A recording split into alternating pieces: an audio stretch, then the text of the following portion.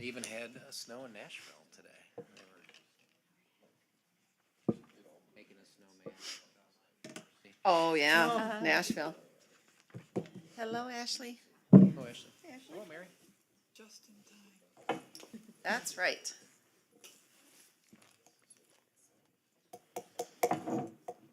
All right, I show 7 o'clock. I will call this meeting to order. I will start with roll call. Larry? Here. Bren? Here. Jane? Here. Mary? Here. Ashley? Here. Jeannie? Here. And our students, Natalie? And Dylan. Here. All right, notice of meeting? The meeting was properly noticed. Could we have a motion to adopt the agenda, please? Motion. Second. Thank you. All in favor of adopting the agenda, please say aye. Aye. Any opposed? All right, would you please stand with me to do the Pledge of Allegiance? I pledge allegiance to the flag of the United States of America and to the republic for which it stands, one nation, under God, indivisible, with liberty and justice for all. Thank you.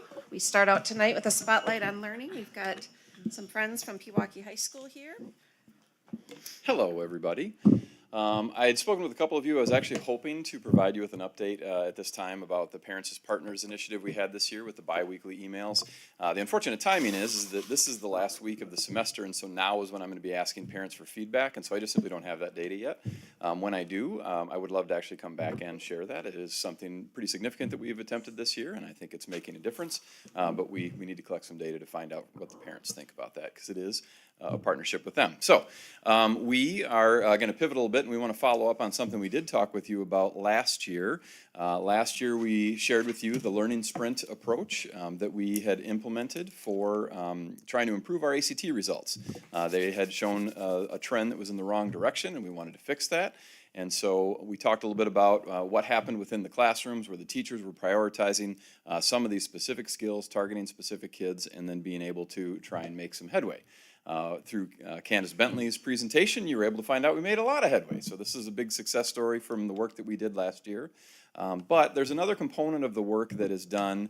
It's a pretty significant endeavor. It is sort of a partnership between the student services team, our instructional coaches, and our core academic teachers, where between now and the actual test, there are some intervention steps that we take and try to support students to be able to maximize their results on the ACT.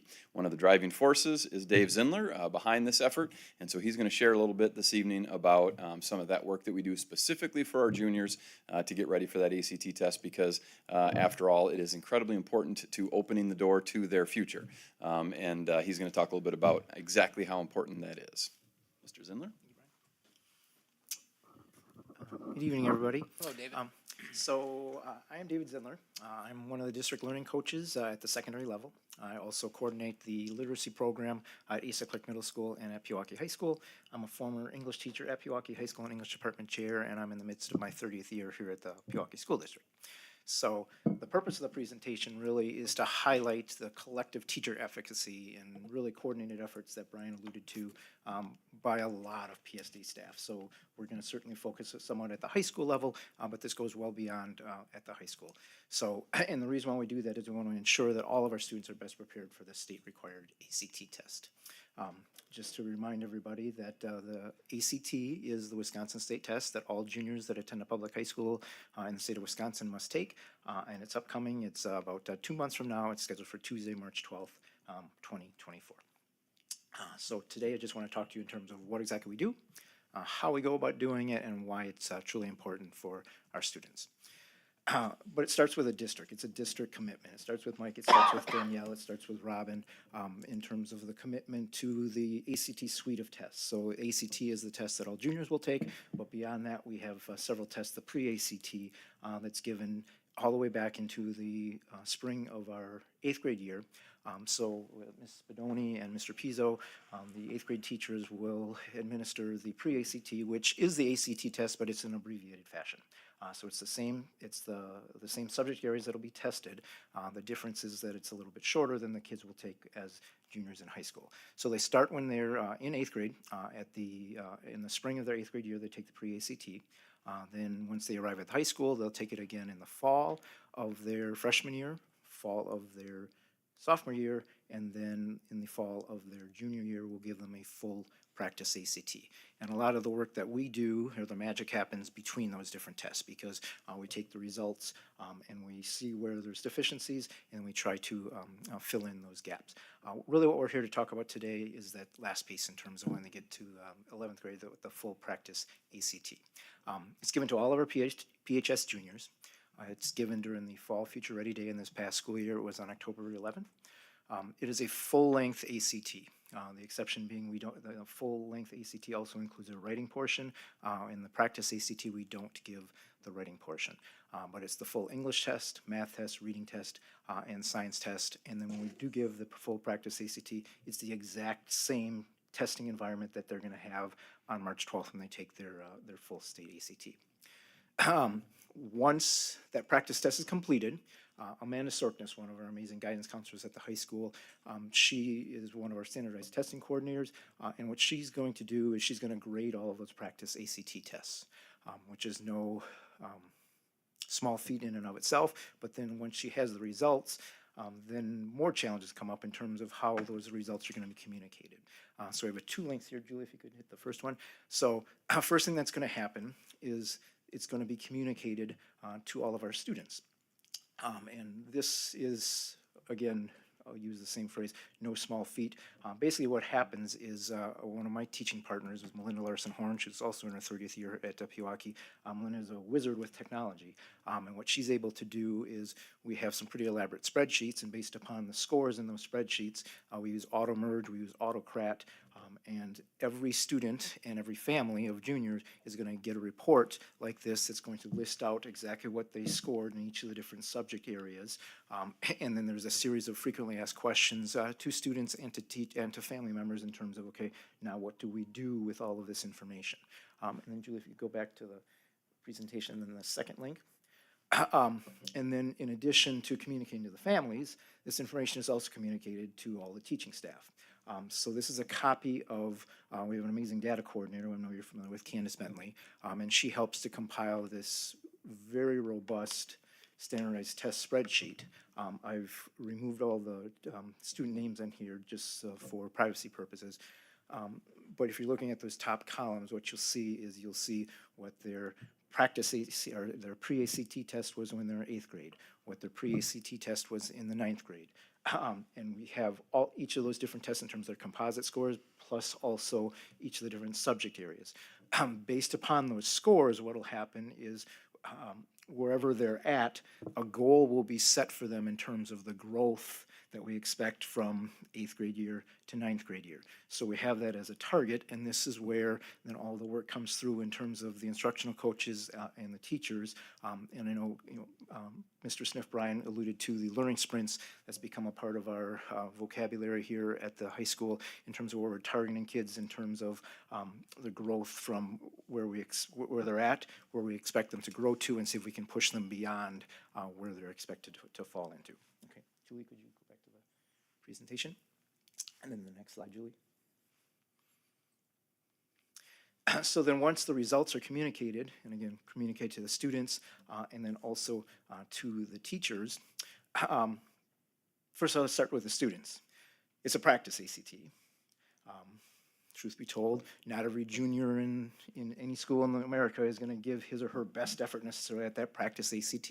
So when they receive their scores back, some kids are really pleased with how they did. Some kids, it's a bit of a surprise, to say the least. And that's when our messaging really continues to our juniors. So bi-weekly we have homerooms, and as soon as this, you can see on here, this started in November 2nd of 2023. So when they receive their score sheet, their letter communicating their scores, and the question we pose to them, if your ACT score is not what you'd like it to be, what next? So that communication goes out to teachers, to students and families. And then what we commit as the teaching staff at Pewaukee High School, is what we're going to provide them is small, bite-sized chunks of instruction specifically aligned to the ACT. They're going to be embedded into their core classes. We're going to offer them, and I'm talking just a few moments, some subject-specific ACT tutorial sessions. Some of them are required, some of them are optional, that are offered during resource periods once the second semester begins. We're in our final week of the first semester right now. Exams are this week. Next week from today, or excuse me, a week from tomorrow, the second semester begins, and that's really when we dig into our tutorial sessions that are approaching the ACT test. And then we also have tutorials on ACT-specific test taking strategies. So that's our commitment to our students. Here, once again, it is Amanda Sorkness and I just got together over the past couple of weeks, and what we've done is we've created a schedule for the tutorials for each of the different subject areas. So during our resource period, what will happen, we'll have tutorials for math every Monday, tutorials for science every Tuesday, reading on Thursday, and English is a bit of a unique situation that I'll address in a moment here. But we have different tutorial sessions set up for each of those different subject areas. Now, this again, communication to the students, this is based upon the score that they receive from the practice ACT. So some students may be asked or required to attend a math tutorial, but his or her score was quite strong in reading, so they wouldn't be asked or expected to attend a tutorial in reading. All these tutorials are open, so if a student opts to attend those tutorials, he or she certainly can, but depending upon the score, we do ask certain students to attend. So this, again, will be communicated out to all of our students and to families.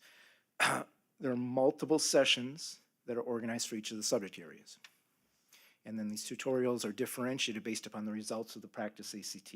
So kids will receive a score, but we really talk about scores in terms of score bands. So for example, one of our score bands is a 13 to a 16. So students that scored in the 13 to 16 of their science on their science practice ACT test would be asked to attend a particular tutorial with people that scored in a similar type of fashion. The next week then we would have a tutorial for students that scored in the 17 to 20 point band. So each of the tutorials are differentiated. It would be misleading to suggest that there isn't some overlap, obviously, in those tutorials, but based upon the score band and what ACT provides for us, we do know where some deficiencies are. If you're scoring in this particular band, these are areas that you need to shore up, and that's what we will do then as the teaching staff during the tutorials. English is a little bit different. The reason why English is different, and speaking from an English teacher, is this. English is very content-based in terms of the ACT test, and truly it's grammar. And with it being grammar, grammar is grammar is grammar is grammar. So there are 4 different options for our students that are juniors in high school in terms of what they can take as a required English course. They can take English 11, AP Lit, AP Lang, or Insight English. So every one of our juniors will have one of those 4 English classes. All of our English department teachers that teach one of those courses then, once the second semester begins, there's built-in grammar tutorials between now and March 12th when they take the ACT. That's not an option for our math classes because the math levels are very, very different, so we have to do separate tutorials for math, reading, and science. Just a quick sidebar on that. I'm talking a lot about what we do for our kids in terms of ACT. Please understand we are way more than just a test prep school. Under the direction of our upper administration, district administration, and our building administration, we've worked very hard and diligently to communicate to our staff members that we want to create authentic and relevant learning experiences for our kids. So we're not oblivious to the demands and the importance of standardized testing, but we also want to do right by our kids. So we've really struck that balance between making sure our kids are properly prepared for standardized tests, but also making sure that we're preparing them for the world that they're going to encounter. So as results are communicated again to the students and the teachers, our goals really are pretty much the same, and we come back to one, and that's to maximize their ACT scores. Our work has paid off. Last year's juniors, class of 2024, increased their ACT score on average 2.7 points from the practice ACT to the state ACT, and a full point in ACT world is significant. So that's a pretty good growth. And over the past 6 years, since we've been really working on this process, the average growth has been 2.8 points. So we've definitely had some success with the models that we have put in place. So truly just kind of wrap up what it is that we do in terms of our systems of support. It involves a lot of people. So it starts at the district level, district commitment to the ACT, organization of all the testing data, and then effective communication of that and interpretation of that data to our teaching staff. We have an intentional design then of the learning sprints that I know Brian presented to you last year during this time. We have creation and proper execution of just-in-time tutorial sessions for our students, and then thoughtful communication to students and families to help build the buy-in for the actual ACT test. It's not without challenges. As with anything, one of our challenges is, as you might be fully aware, that the UW system, as an example, no longer requires the ACT or the SAT in terms of admission to get into some of their schools. Because that is no longer a requirement, some students don't put as much effort into the ACT as they have in the past. And this is not something that is unique to the UW system. It's a growing number of schools across the country that no longer require this. That potentially could be changing as we're coming out of some COVID regulations and rules that have changed some things. So some schools might be going back to that. That's to be determined in the future. Another thing to consider is this, and I think I mentioned this about this time last year. One thing about the ACT, and we talk about authentic and relevant instruction all the time, the ACT is truly one of the most inauthentic tests that anyone is ever going to take. So, all of you probably, since you entered the adult world, so to speak, has never taken any more of a standardized test that's going to take you upwards of 4 hours. We're bubbling in Scantron. So it's super, super inauthentic, and we don't hide that from kids. But it is also super relevant. And the relevance to it is higher education is very expensive. And while the ACT may not be required to get into schools, the ACT still is used in other ways that can help fund students' education. So part of our struggles or part of our challenges as educators is to try to convince students that are 16, 17 years old that, hey, for these 5 hours, put forth your best darn effort. Because I just drove my youngest daughter back up to UW-Madison this morning so she can start school. And one of the things that she benefited from is she received priority registration for courses. So as a result, she'll be graduating in May in 4 years. She has some of her classmates that didn't have that priority registration. As a result, when they were freshmen, they couldn't get the courses that they needed.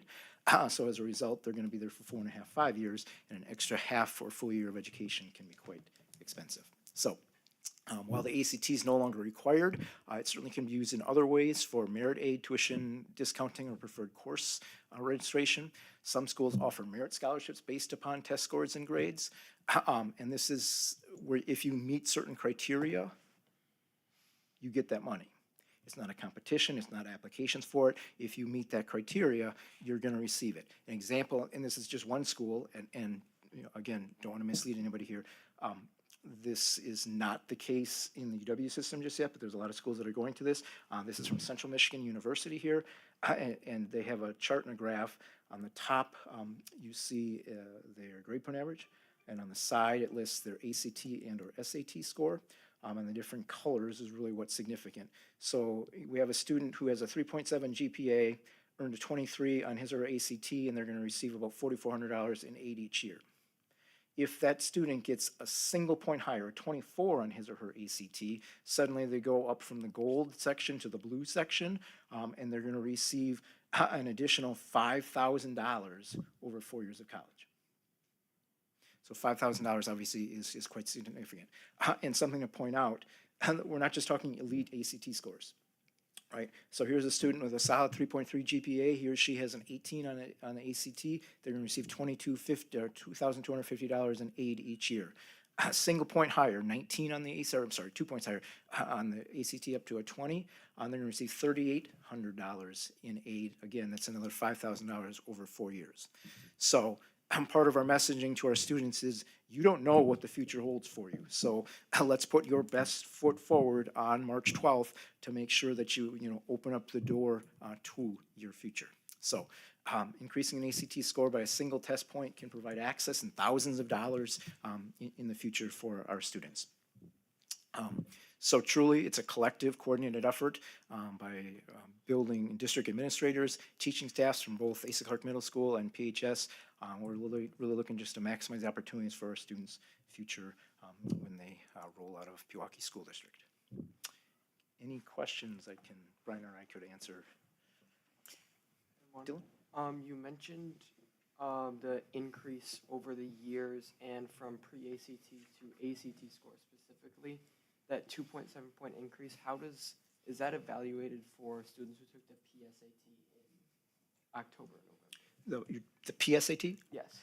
Can you answer that one, Danielle? Yeah, so we actually evaluate it in multiple ways. We do pre-ACT to ACT, but we also do the practice ACT to ACT. Okay. So there's like the pre-ACT secure now, like all sophomores will take that, and then so we can do that pre-ACT to ACT. We can also do the practice ACT to ACT. So there will be sometimes a couple of students who are out of the mix if they take the PSAT. But yeah, they are back in one of those other ones and stuff, so yeah. Thank you. On your very first slide, you had the spreadsheet, or one of your first slides that had a spreadsheet with some data on it. Mhm. So I think one of the things, there was like a DNT in there, Did not take. did not take the Yep, test. yep. What would qualify for that, or? Could be a student good. with special needs. It could be a student who just happens to be out for medical purposes for that duration of time, and we got to get moving along to grade them. It could be that they took the PSAT and therefore did not take the practice ACT. So there's usually, 10 or. But, I mean, are they, I guess I should say necessarily required, but I mean, in terms of the state testing, the ACT is one of the state test requirements as well Yeah. as the pre-ACT. They're required, so the ACT is required unless they get accommodations or against, most significant special needs students who don't take any of our standardized testing would not take the ACT, like if they're nonverbal. But that wasn't reflecting the state test. That was Yeah. practice ACT. Yeah, this is all of our practice. That's Oh, all so of these our, are just that's practice. all These of are our extra practice practice. information. The other thing, you've got color codes on there. The color codes mean what in terms of? It indicates that they either are on track to meet their goal for the ACT is green, or they exceeded it is green. They're on track, like within a point, is yellow, and are not on track is the red. So But that's where then, if they're not, that's where the interventions come into play, right? exactly, So- yep. And so those students end up being requested to come in versus it being an option for you and anyone can come in. We go to them specifically and ask them to come and join. When you say requested, is that the same as required, or is it not? It is required. It is something that Okay. we do expect them to be at. Sometimes we get some pushback on that. It is at 7:30 in the morning, and so that's a challenge that we have to navigate. And interesting that there are some parents who are not interested in having their student work on this. But we do make it an expectation and say, yes, you need to be there. It will be interesting with this year's juniors because so far Madison has not said that they're going to remain test optional. So for our class of 2025, who will take it in March, currently Madison will be required to submit their ACT score again. They're like the only one who's doing it. So Minnesota is test optional, Notre Dame is test optional, Iowa's test optional. At least the list that my child is looking at. I've yet to find one except for Madison, who will bring back the test, but it'll be interesting. That Madison's obviously a really big one for our students, so we'll see if that impacts how they take it. But isn't it also like what I understood these tests, I mean, it's like, yes, indeed, you kind of use them, but they're a predictor of college success, right? I hope anyway, because that's what I've been kind of like telling Yep. people, right? So if they're there, I mean, if you have things that if they're not necessarily scoring real high on an ACT, don't plan on going someplace where your ACT colleagues or your fellow students are really high performers. Your likelihood of success there is not going to be so good, right? That's the whole design behind the ACT, is trying to predict the likelihood of you getting a C or better in a college level course. And so it is an indicator. Now, I think there's a lot more to students than that number. Right. And so we have to be really kind of comprehensive when we're giving students guidance about what their post-secondary plans are, but that is a factor that we have to consider. Just because I know that you're an English kind of person. So if you talked about the tutorials you said would be, are they going to cover both reading and then the English components of it? So what would a tutorial session focused on for students that are in need of the tutorial? Sure. And give me some, like, what would that look like? Or what, Yep. what kind of stuff are you going to go over with them? So The English test and the reading test are separate. Yes. And the English test is very content-driven. And by content-driven, it's grammar. So here's a short passage. There's 15 things that are underlined in that passage. And then you have to determine what the grammatical error is in that passage. So, an English tutorial is going to go over grammar rules in terms of use of a semicolon with a coordinating or with a conjunctive adverb, or use of commas with a coordinating conjunction. So it's specific grammar rules and when you would use grammar in certain situations. So it's English test is very content driven. Reading is separate, and reading is completely skills based. So you have four different reading passages. One of them is fiction. So it's a narrative, and then you have 3 different nonfiction passages. So you're talking social studies, social science, natural science, and humanities. You're completely being assessed on your skill as a reader, and your timed skill as a reader. The time is probably the biggest issue that a lot of kids are impacted by in terms of the reading section. So there's 4 different passages that are about 80 lines long, and you have to answer 10 questions with each of those passages for a total of 40 questions. You have to do all that in 35 minutes.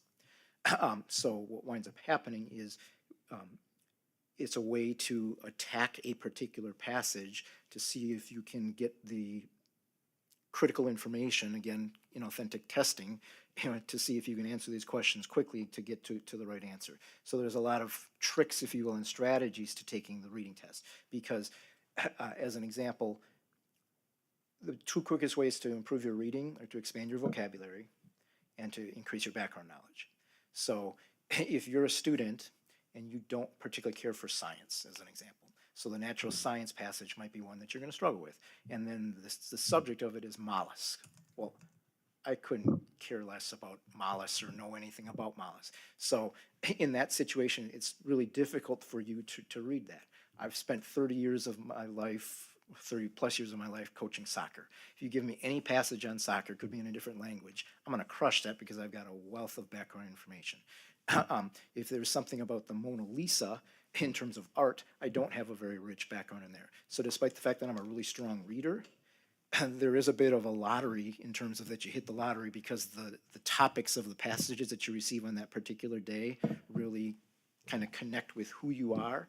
So what we do in terms of the reading tutorial is really kind of break down in terms of, despite the fact that there is that luck factor in terms of what the subject of each of the topic or the passages are going to be, how can you move beyond that to best put your best foot forward in terms of your So it's the passages with the content.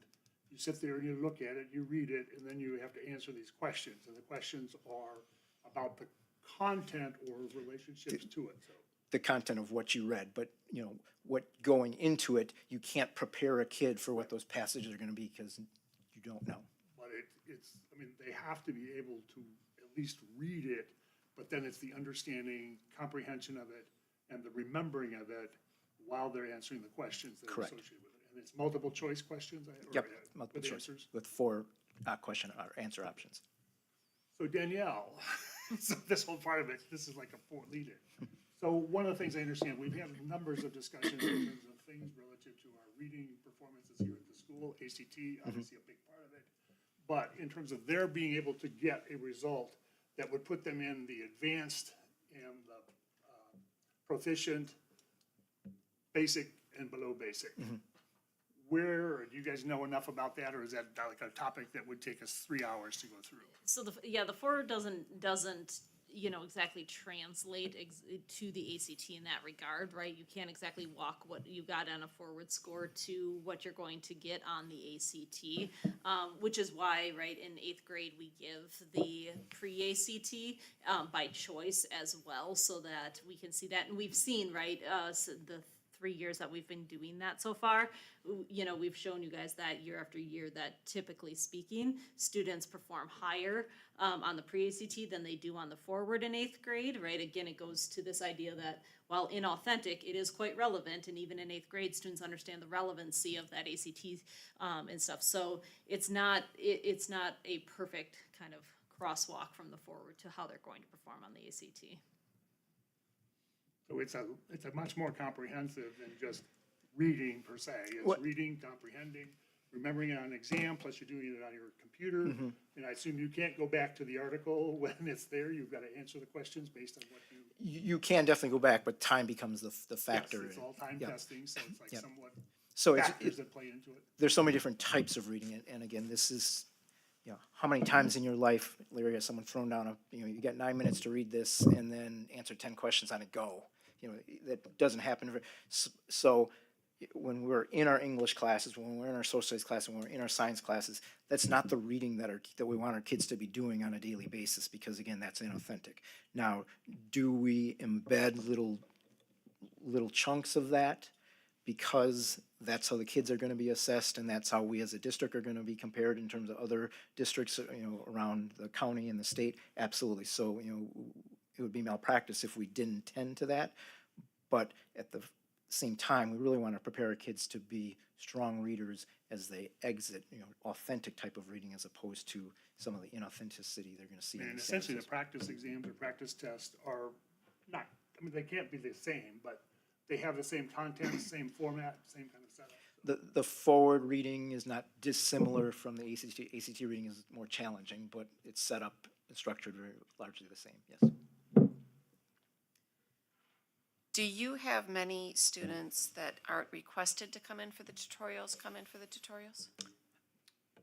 Ask that again? So if they're not requested, if they're not required to do come we have in, some do that opt in? voluntarily, yeah. Yes, we're not talking huge numbers, Stacy, at all, but there definitely are. You see the kids run the gamut in terms of they're competitive, and my sister got a 33 on her ACT, I'm going to get a 34. So you see that, and then you also see kids that just want to finish the test and be done with it and have it in their rearview mirror.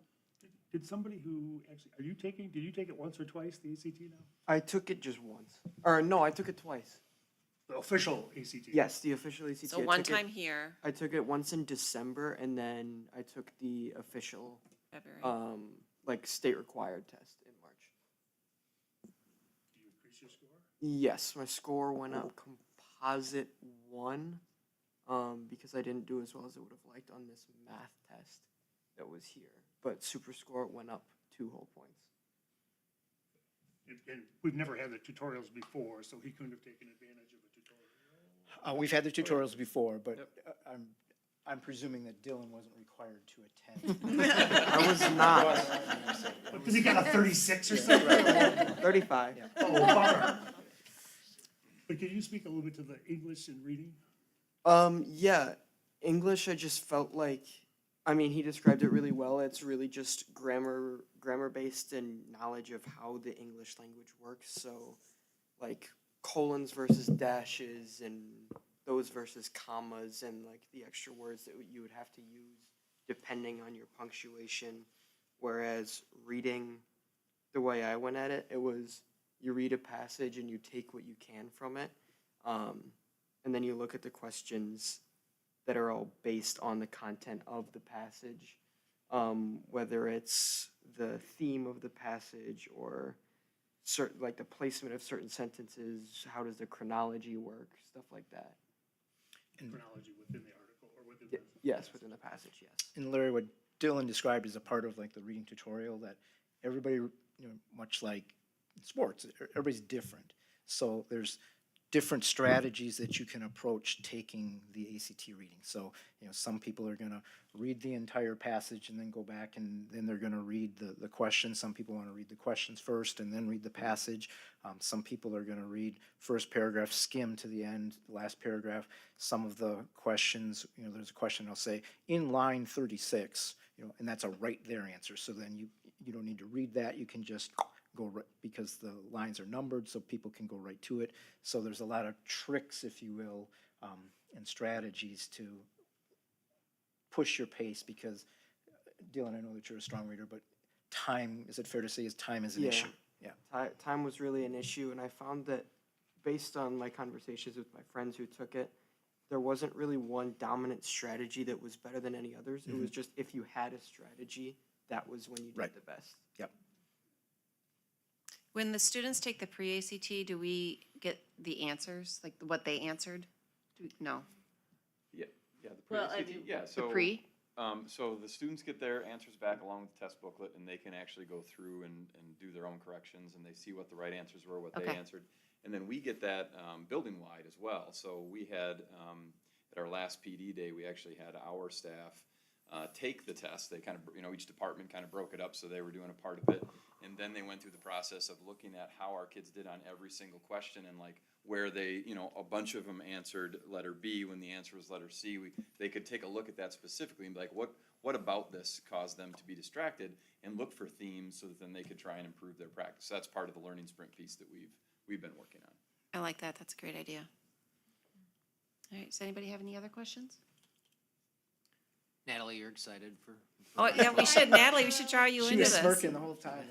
Natalie, have you taken it yet at all? I have not, but I plan to take it hopefully in February and then again in March. Okay. So I hope to take it twice. Doing a couple boot camps. And Arrowhead. There you go.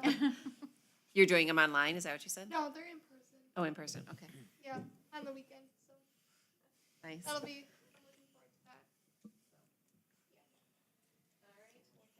Thanks, gentlemen. Thank you, Steve. Thank you. Appreciate it. Thank you. Thank you, everybody. Good night. Thank you.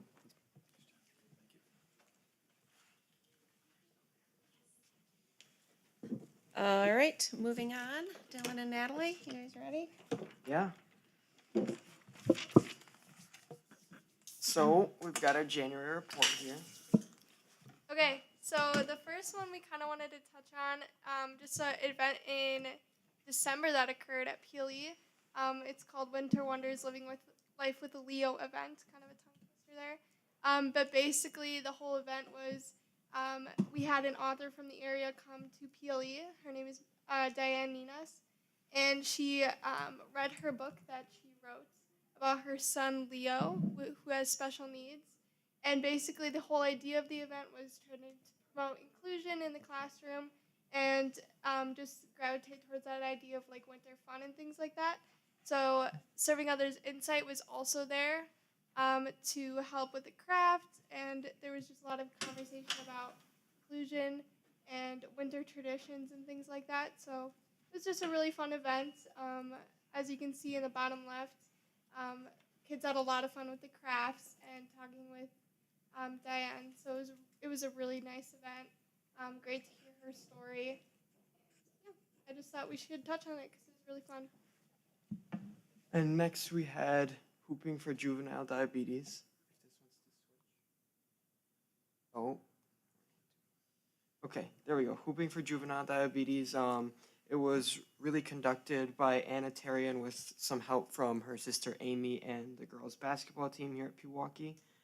So it took place mainly at Pewaukee versus Homestead on December 9th. And they were raising money for the Juvenile Diabetes Research Foundation. They held a bake sale, a silent auction, and raffles, all to raise money, in which they raised over $9,000 for a wonderful foundation. So just really good work that's being done and student-led around this district, kind of showing how our students are really taking a positive initiative here. And then we had athletics and activities. So PHS Madrigal Choir had their holiday caroling, where they would, some of them came around to different classrooms and sang. As someone who was in one of those classes, that was amazing. They sang a song that I loved, and it was really good. Then we have our girls basketball, who is currently 13-0. They're ranked first in Division II and 23rd in the country. So actually getting national recognition for what we're doing. Boys basketball is having a great season. I think they're 9-1 now after the Pius game. Dylan, the girls are 13-1. They're 14-0 now? No, This they're was- 13-1. They Oh, lost they today. lost? Yeah, by 1 point. That's disappointing. We're gonna hope it's a growth experience, a growth opportunity. We're still doing great. They're doing Still great. gonna win state. I have faith. But obviously this wasn't made today, so that's the error. And then PHS class test drives also took place for the 2024-25 school year, helping students to kind of decide on what they're going to be involving themselves in next year. Hope Squad launched the Hope Squad mailbox where students can kind of leave positive messages for others. And just looking ahead, we have a winter wellness week at the end of January to help mental health around the district. All right, and our last thing, just some salutes and recognitions. Obviously, huge shout out to Mrs. Ninus and the Inside students, as well as Anna and Amy Tarian for their work with JDRF. And then just a shout out to our student teachers here at PHS and like around the district. Just wanted to do a little personal shout out. I have 2 student teachers for my classes, one in my math class and one in my AP Lit class. They're both amazing. They're doing really well and they bring a lot of fun engagement to the classes. So I thought I'd do a shout out there. I'm sure Dawn has some Shout out Miss personal Dahl. yeah, shout out to Mrs. Dahl. Miss Dahl, we love her. And then shout out to Amy Tyrion, who is our Milwaukee area Leaf Guard Athlete of the Week runner-up this past week. So shout out to her. She's doing great things, as well as the rest of the team, obviously. And that's all we've got. Any questions? Nice job. Well done. Thank you. All right, do we have any comments from citizens, Julie? Okay. Moving on to salutes recognitions for the board. Larry? I think one that's out there, and I thought it might show up in their student report. Wasn't there a pilot that came in and spoke to the aviation class? So whatever that teacher connection was, it was one of our teachers who had a, Yeah, one of our teachers, Brother-in-law? brother, Mrs. Plock, I'm looking to you. Yes. Our pilot, Liz our Top Edwards. Gun pilot who came in, was it Liz Edwards. Liz Edwards' brother, right? Brother-in-law. Brother-in-law. Brother-in-law, thank Yeah. you. Yeah, it was a I think Top that's Gun worthy pilot. of a recognition. Yeah, that's It was awesome. a- Yeah. It was a nice connection and hopefully a great session. And board members would like to be invited to those. We did not know with much advance notice because he was coming from off the shores of Japan, so we literally found out the night before that he was gonna be able to make it. Oh, wow. But supposedly he actually is in the film Maverick, right? Yes. He was did the one of flying, yeah. Pilots. pilots that, he had a camera attached to the outside of his F-18 and was doing a lot of the aerial shots, and then was part of the consulting team. So salute for him and salute for the teacher who brought him in. Ryan Fonda, yeah. Any other board members? Do you have any? Yep. I would like to salute Tasha, our high school choir director. The choral concert the week before Christmas was fabulous. I can't say enough. And to all the people in the audience, I sat around, said the same thing. I think it was this concert that included traditional Christmas along with intricate choral pieces that our students just thrived on, along with some fun new stuff. And you really walked out with Christmas spirit, and you just felt so proud of our students and for her as well. So, big shout out. Anybody else have anything on the board? I would shout out Paul Hassman. He took a group of students from his current issues class, and they went and presented at Kirkland Crossing. Bren was with when we saw the students doing sort of their practice run of their presentations, and so they went and presented to the residents at Kirkland Crossings around current topics, including the lateral reading, which has been shared here with the board about, being able to look at multiple resources, particularly online, to validate information. Artificial intelligence was one of the topics, and so and then also like spam and internet safety, right? And making sure that they were safe on the internet and spam calls and phishing emails and all of that. And so the students did a great job. I heard that the end result was very good, that the students were nervous and the residents were excited and asked really good questions that challenged our students. And so shout out to Paul Hassman for creating that really authentic experience for our students, and hopefully a great learning opportunity for the residents there. Just after the weekend they've had, a shout out to our snow removal crew and the work that they had to do. I'm sure they're home sleeping right now. I hope so. They did a great job keeping the campus open and keeping it so that we could be ready for tomorrow morning. And it's the crew and it's Pewaukee. That also helps us clear campus. I think we had, 16 inches of snow and others drifting, and that's an awful lot of work. So, And they did it in time to allow the weekend basketball tournament to happen for the youth. 1 hour delay. Yeah, 1 hour delay is all they did. That's impressive. Came up bright and early on Saturday morning to make sure campus was accessible. All right. Anybody else? Those are great, thank you. Okay, moving on to the consent agenda. We have the minutes from the previous meetings. We had the Policy Committee and Business Affairs Committee, as well as the regular on December 11th. We had some correspondence in our board packet. And then we had some gifts. $3,500 was received from Paul Hansen for the athletic department, and a gift of $1,000 from Dedicated Computing to the Robotics Club. Do I have a motion to approve the consent agenda as presented? Motion. Second. All right. All in favor of the motion to approve the consent agenda, please say aye. Aye. Any opposed? Abstain. All right. Moving on to business affairs. All right, Business Affairs met tonight and we reviewed the financial report for December, along with the associated check registers for the month. So currently we're sitting at 14.2% revenue received and 38% of the expenses were spent. John also gave the committee a report, or discussed the other post-employment benefits and the handbook financial consideration overview. So with that, I'll take questions or a motion. Anybody have any questions? All right. Do I have a motion to approve the business affairs report? Move to accept the business affairs report as given. Second? All in favor of the motion as presented, please say aye. Aye. Any opposed? Thank you. Moving on to new business. We have our youth risk behavior survey report. Right, and I think we have Mr. Stranky and we're gonna have Ms. Molini here tonight. I see that. Maybe there was miscommunication. Tony, anything you want to say about the survey, or do we need to table this until a future meeting? Good evening, everybody. So we do the YRBS at the middle and high school. The middle school results were not released yet, so we were unable to tabulate those results. What we're noticing at the high school is an increase of anxiety. Students are more and more stressed, and we tend to see that as they progress through the high school years. We're also seeing an increase in students going to the guidance office to get support from additional counselors and our school psychologists, as well as our social worker.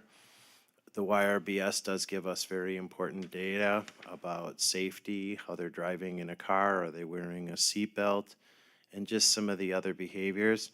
We're doing some great work with our student services support team, and I think the most important thing about the YRBS is our ability to correlate it with the other neighboring districts, just to see, are we completely out of alignment?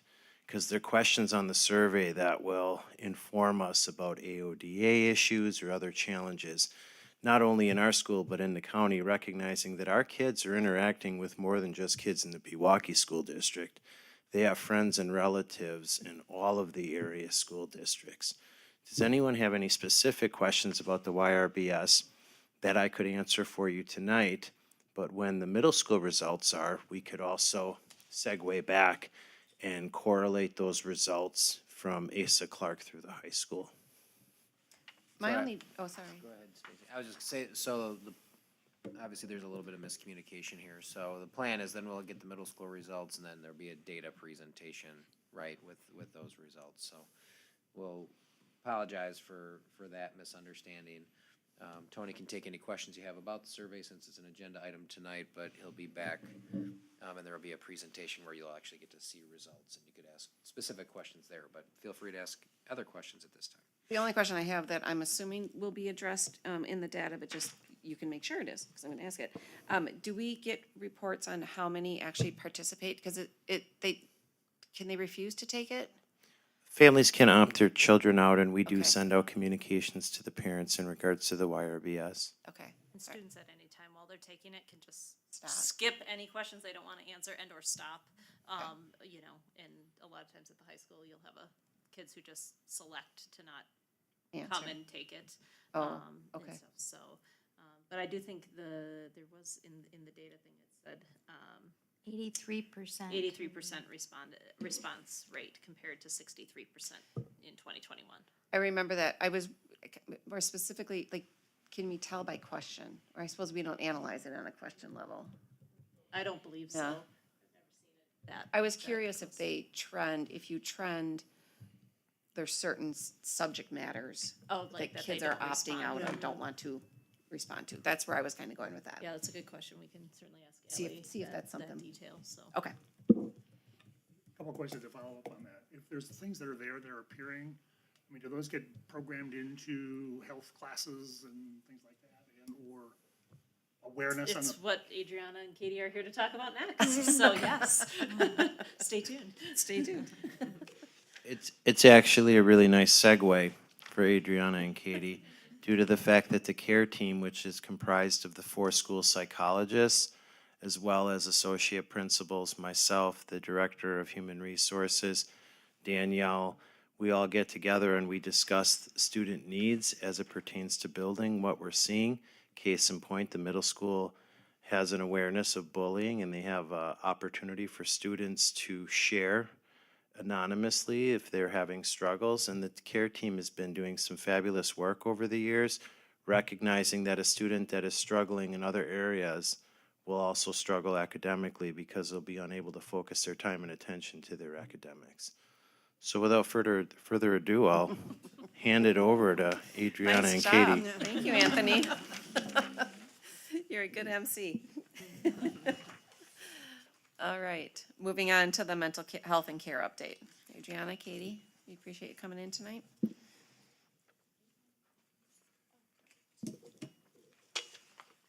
Good evening, everybody. I'm Adriana. I'm the Continuous Improvement Coordinator for the district. Katie Spadoni, Associate Principal at Asa Clark, and also the MTSS Coordinator for the district. So we are going to talk a little bit about what our current status is with CARE, and we're going to talk about essentially starting off with what CARE is in Pewaukee schools, what we know about it, what our current ecosystem looks like, and then what are the things that we have in development. And if there's any additional questions at the end, we are happy to take them at that time. So CARE is one of our 6 competencies in the graduate profile, and the way that we define CARE in our district is the ability to manage one's health and support the well-being of others. So that encompasses a lot, and when we take a look at how we are going to build those skills in our students and also measure those skills, that becomes a task that requires a lot of different individuals and a lot of different ways that we do some heavy lifting. So to start, how we know we need to focus on this, the YRBS is one of those data points. And so when we take a look at the YRBS and the data that we get from that, we are able to highlight certain areas that might change over time and go in a direction that we like or go in a direction that we don't like. So that's one data point that we use, but we have multiple sources of data that really reinforce that this is an area of concern for us and an area where we need to continue to focus. Strategic planning, this came out as one of the big pieces that our stakeholders, whether they are students, staff, or community, want to see us to continue to work and focus.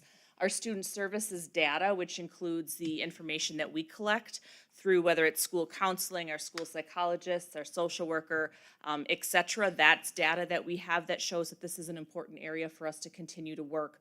We have our DESA screener, we have discipline and attendance data, we've got regional data. We're not going to go into what that data is right now, but just know ultimately that we have multiple sources that really reinforce that this is something that people in our community care about, pun intended this time, and we really want to continue to work on those elements. All right, so we are operating within the CASEL framework, and CASEL stands for the Collaborative of Academic, Social, and Emotional Learning. It's a nonprofit organization that really promotes and supports social emotional learning in school districts nationwide.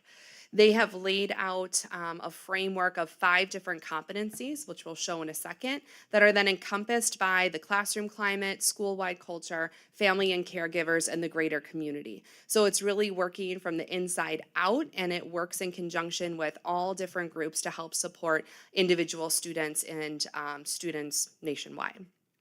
Those 5 competencies are shown here. The buckets are self-awareness, self-management, social awareness, relationship skills, and responsible decision-making. And some of those skills are listed below. You hear us talk about the silent curriculum, right? We've got the ACT prep tutorials. These are the skills that are needed for that underwritten curriculum of how to develop self-management skills, self-discipline, goal setting that are going to help me achieve those academic goals that I have for myself. The self-management and self-awareness are all that inward work. Social awareness and relationship skills is that outer work, and responsible decision-making filters into the other 4. So that's kind of how those different competencies are outlined through that CASEL framework.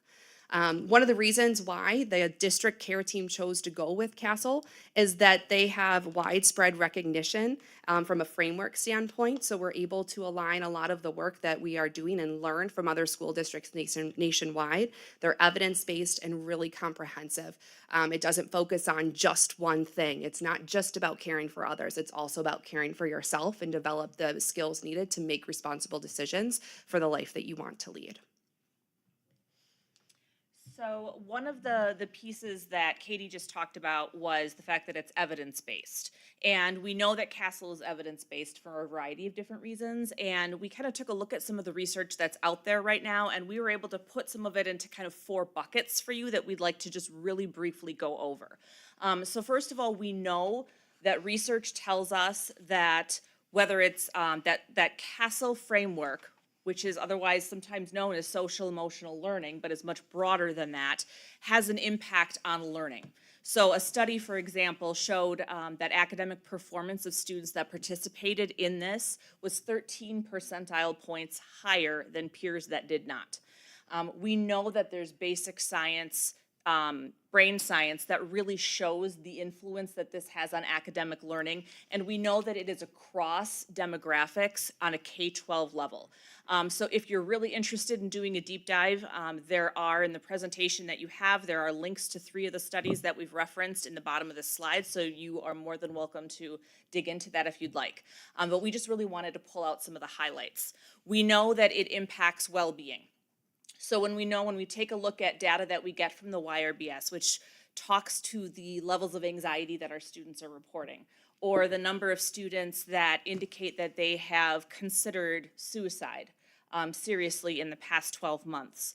We know that this type of a framework and this type of work is really critical for really developing those pro-social and those pro-advocacy behaviors, the grit and the resiliency that we want our students to have when they're facing these types of life events. And again, there are more studies here that really show that this spans different demographics. It's not particular to a certain location or economic background or race. This pertains to all students. We know that fiscally, if you have programming that develops these types of students, these types of skills in students, there is a fiscal return because the students that experience and develop strong pro-social and pro-self skills are really those that down the road don't need supports like intervention, or they don't need supports such as some of the supports that they might receive through outside community facilities or organizations. We know that they're less likely to be involved in law enforcement, and we know that they're less likely to be incarcerated or receive public assistance down the road. And then lastly, we know that from a career and future readiness perspective, here's where it really connects to our grad profile, this matters. So we know that the students that have these types of skills, whether it's self-awareness, self-management, responsible decision-making, they're more likely to graduate high school, they're more likely to go on to post-secondary education, and they're more likely to secure stable, full-time employment in the future. We recently had an opportunity to learn from Oceanside Unified School District, and when we visited there, they talked about their ecosystem. what a perfect analogy for the work that we're doing here. Because at times, as we've tried to wrap our head around things like the graduate profile or care, it feels really, really big, right? And when you compare it to an ecosystem thrives when all the different components are working together with a shared objective. So there are a lot of different moving parts here system-wide that might seem really clear. It might be like, oh, that's really interesting to think of this component of our system as really supporting the care goal that we have through our graduate profile and through what we're presenting to you tonight. So we're going to use that analogy, and Miranda helped kind of craft our first go at an image of how to capture this. And we've separated it into four buckets. So our ecosystem thrives when there are system supports, proactive supports, peer supports, and responsive supports all working together. We know that we need our community and family partnerships right alongside us as we are driving forward these things. I also wanted to mention that one of the powerful pieces of the YRBS is that it outlines different at-risk behaviors, which are those scary terms like attempting suicide, right? Trying alcohol and drugs. But it also reports out on those protective factors. How much resilience and grit are our kids demonstrating? And really our ecosystem supports both of those. How do we build those protective factors and decrease those at-risk behaviors? And how do we respond when students demonstrate those behaviors? So Adriana and I are going to divide and conquer here to go in depth on those four areas a little bit more for you. The system supports that we have listed here are meant to monitor the system and drive our decision making. You've heard the term district care team mentioned a few times. That's composed of school psychs, APs in each building, and then we also have Danielle, Colin, Tony, and Adriana who sit on that team. We're responsible for looking over everything at a really high level and then including our building care teams on deploying some of the work that we're doing. Those teams are the APs and school psychs from each building and teacher volunteers who are really committed to this work. It might be people who feel like they're already doing some of it and are advocates, or those that are just interested in learning alongside a little bit more. So each building has a building care team that then provides professional development that has a district message, but might be tailored to the needs of their specific building. And they also are in charge of engaging parents and having at least 2 different parent partnership opportunities throughout the course of the year. Our student services team, this is where I'd like to highlight the importance of having those building-based school psychs. They have been instrumental in helping us move forward with this work, especially when you think from an MTSS lens.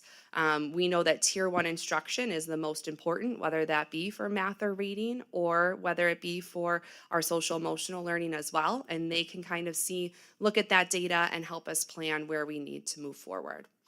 Talked a little about MTSS. When we think about support indicators, how do we know, right, what to focus on from a Tier 1 lens and what interventions are evidence-based that we can move forward with when kids are indicating the need for support at a more individual or small group level? That's where the MTSS team kind of comes in, and that handbook that we showed you at the end of last school year comes into play.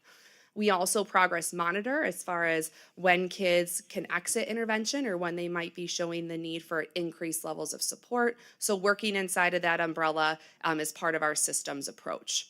We went over a lot of our data already there. That's a piece that that supports our system. And then also that stakeholder engagement, whether it be parents or students or our teachers, the feedback that we get from them, our strategic planning, that is all supporting the system as well. Next is our proactive supports, right? So this is, again, with those increasing those protective factors and thinking about how we're bolstering everyone's understanding of the CASEL competencies. So this year, all staff members are getting an overview of what those CASEL competencies are to start having that common language around the skills that we are looking for to build with kids. So that's currently underway. We also have different professional developments that we are involved in through different organizations or through just kind of seeking that out. Resources and tools and purposeful instruction, that's skill building. So as you've heard, Asa Clark is in year 2 of utilizing Character Strong as a resource for supporting the skills within our students. And we have seen tremendous growth in our students. We're really excited. It kind of feels like we're out of that COVID slump from our social skill building. And so that's really exciting. Horizon is investigating some different resources to help support, and PLE has done some work with social thinking and also Second Step. So kind of system-wide, we have found some things that are working, and it's in the alignment phase as far as making sure that we're all rowing the boat in the same direction. Wellness tracking is something that happens as early as 4K. 4Kers start tracking their wellness as far as did they eat breakfast, how did they sleep last night, in order to be in charge of their own personal wellness. Where in then middle school and high school, they're thinking about time that they spend on technology, right? Time that they spend with their family outside of school. And so just thinking about different ways that kids are tracking, gathering information to make informed choices for themselves. And then we come to the responsive support. So as much as we want to say that Tier 1 supports always work for all students, that's not the case. And so we know that we have students that for whatever reason might need more than what they're getting through the Tier 1 level, and that's where the responsive support comes in. So one big part of that is our student services department, and whether that's our counselors, our school psychs, Michelle Davison, our social worker, Gus, our therapy dog, all of us as a team really work together to try to figure out the best ways to support the unique needs of each situation and each student as it presents itself. So there's lots of different vertical collaboration. There's mentoring, there's working together as a team to try to really figure out the best ways to approach different types of situations that we have with our students. And we couldn't do that without those people in those roles, and they truly are exceptional, exceptional people.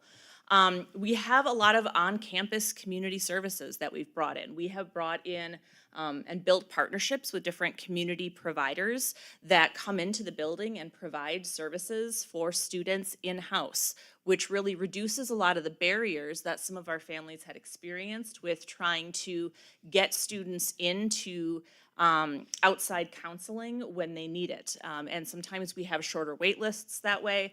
And they can do it right here in school without having to try to either pull out of the classroom for extended periods or really try to, kind of gobble up some of those late night appointments that are always the first ones to go in those situations. So that's something that we constantly evaluate. What are we getting from those services? Are they meeting our needs? Do we need to expand any of those? And we have expanded those because I know that that was something that when we initially started, our goal was in terms of how many students we would be supporting was met very, very quickly, and we needed to expand. Also, safety and crisis response is something that we deal with in terms of a responsive service. We have families, whether it's staff or students, that go through grief and loss. We had a district-wide response after the Waukesha Parade tragedy. We do have students that have some pretty significant mental health concerns that need to have where it comes to our attention first here in the school, and we need to really work with the families to open doors and help them get the level of support that they need beyond our building. So those are different processes and different partnerships that we have to ensure that students that need immediate support or staff that might need immediate support for something is able to access that quickly and efficiently. And then lastly, but not least by any means, our SROs. Carrie and Julie are amazing. They are very visible all over campus, and they have been utilized probably more than they anticipated they were going to be. They've been an amazing resource for us. They are so student-centered, and they really work incredibly well with our students and all of our staff. And then peer support.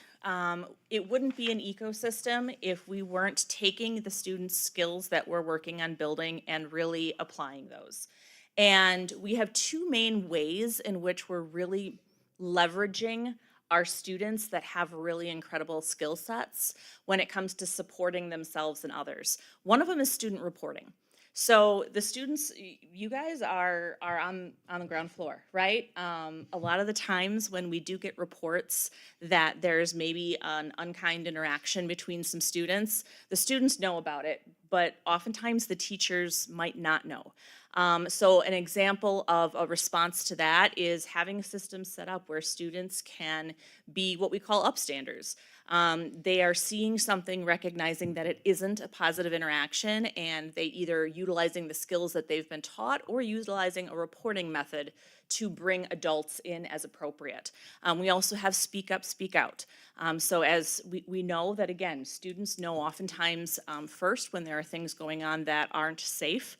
And really advocating for our students and giving them a platform where they can confidentially voice concerns and bring in appropriate adults as necessary is key.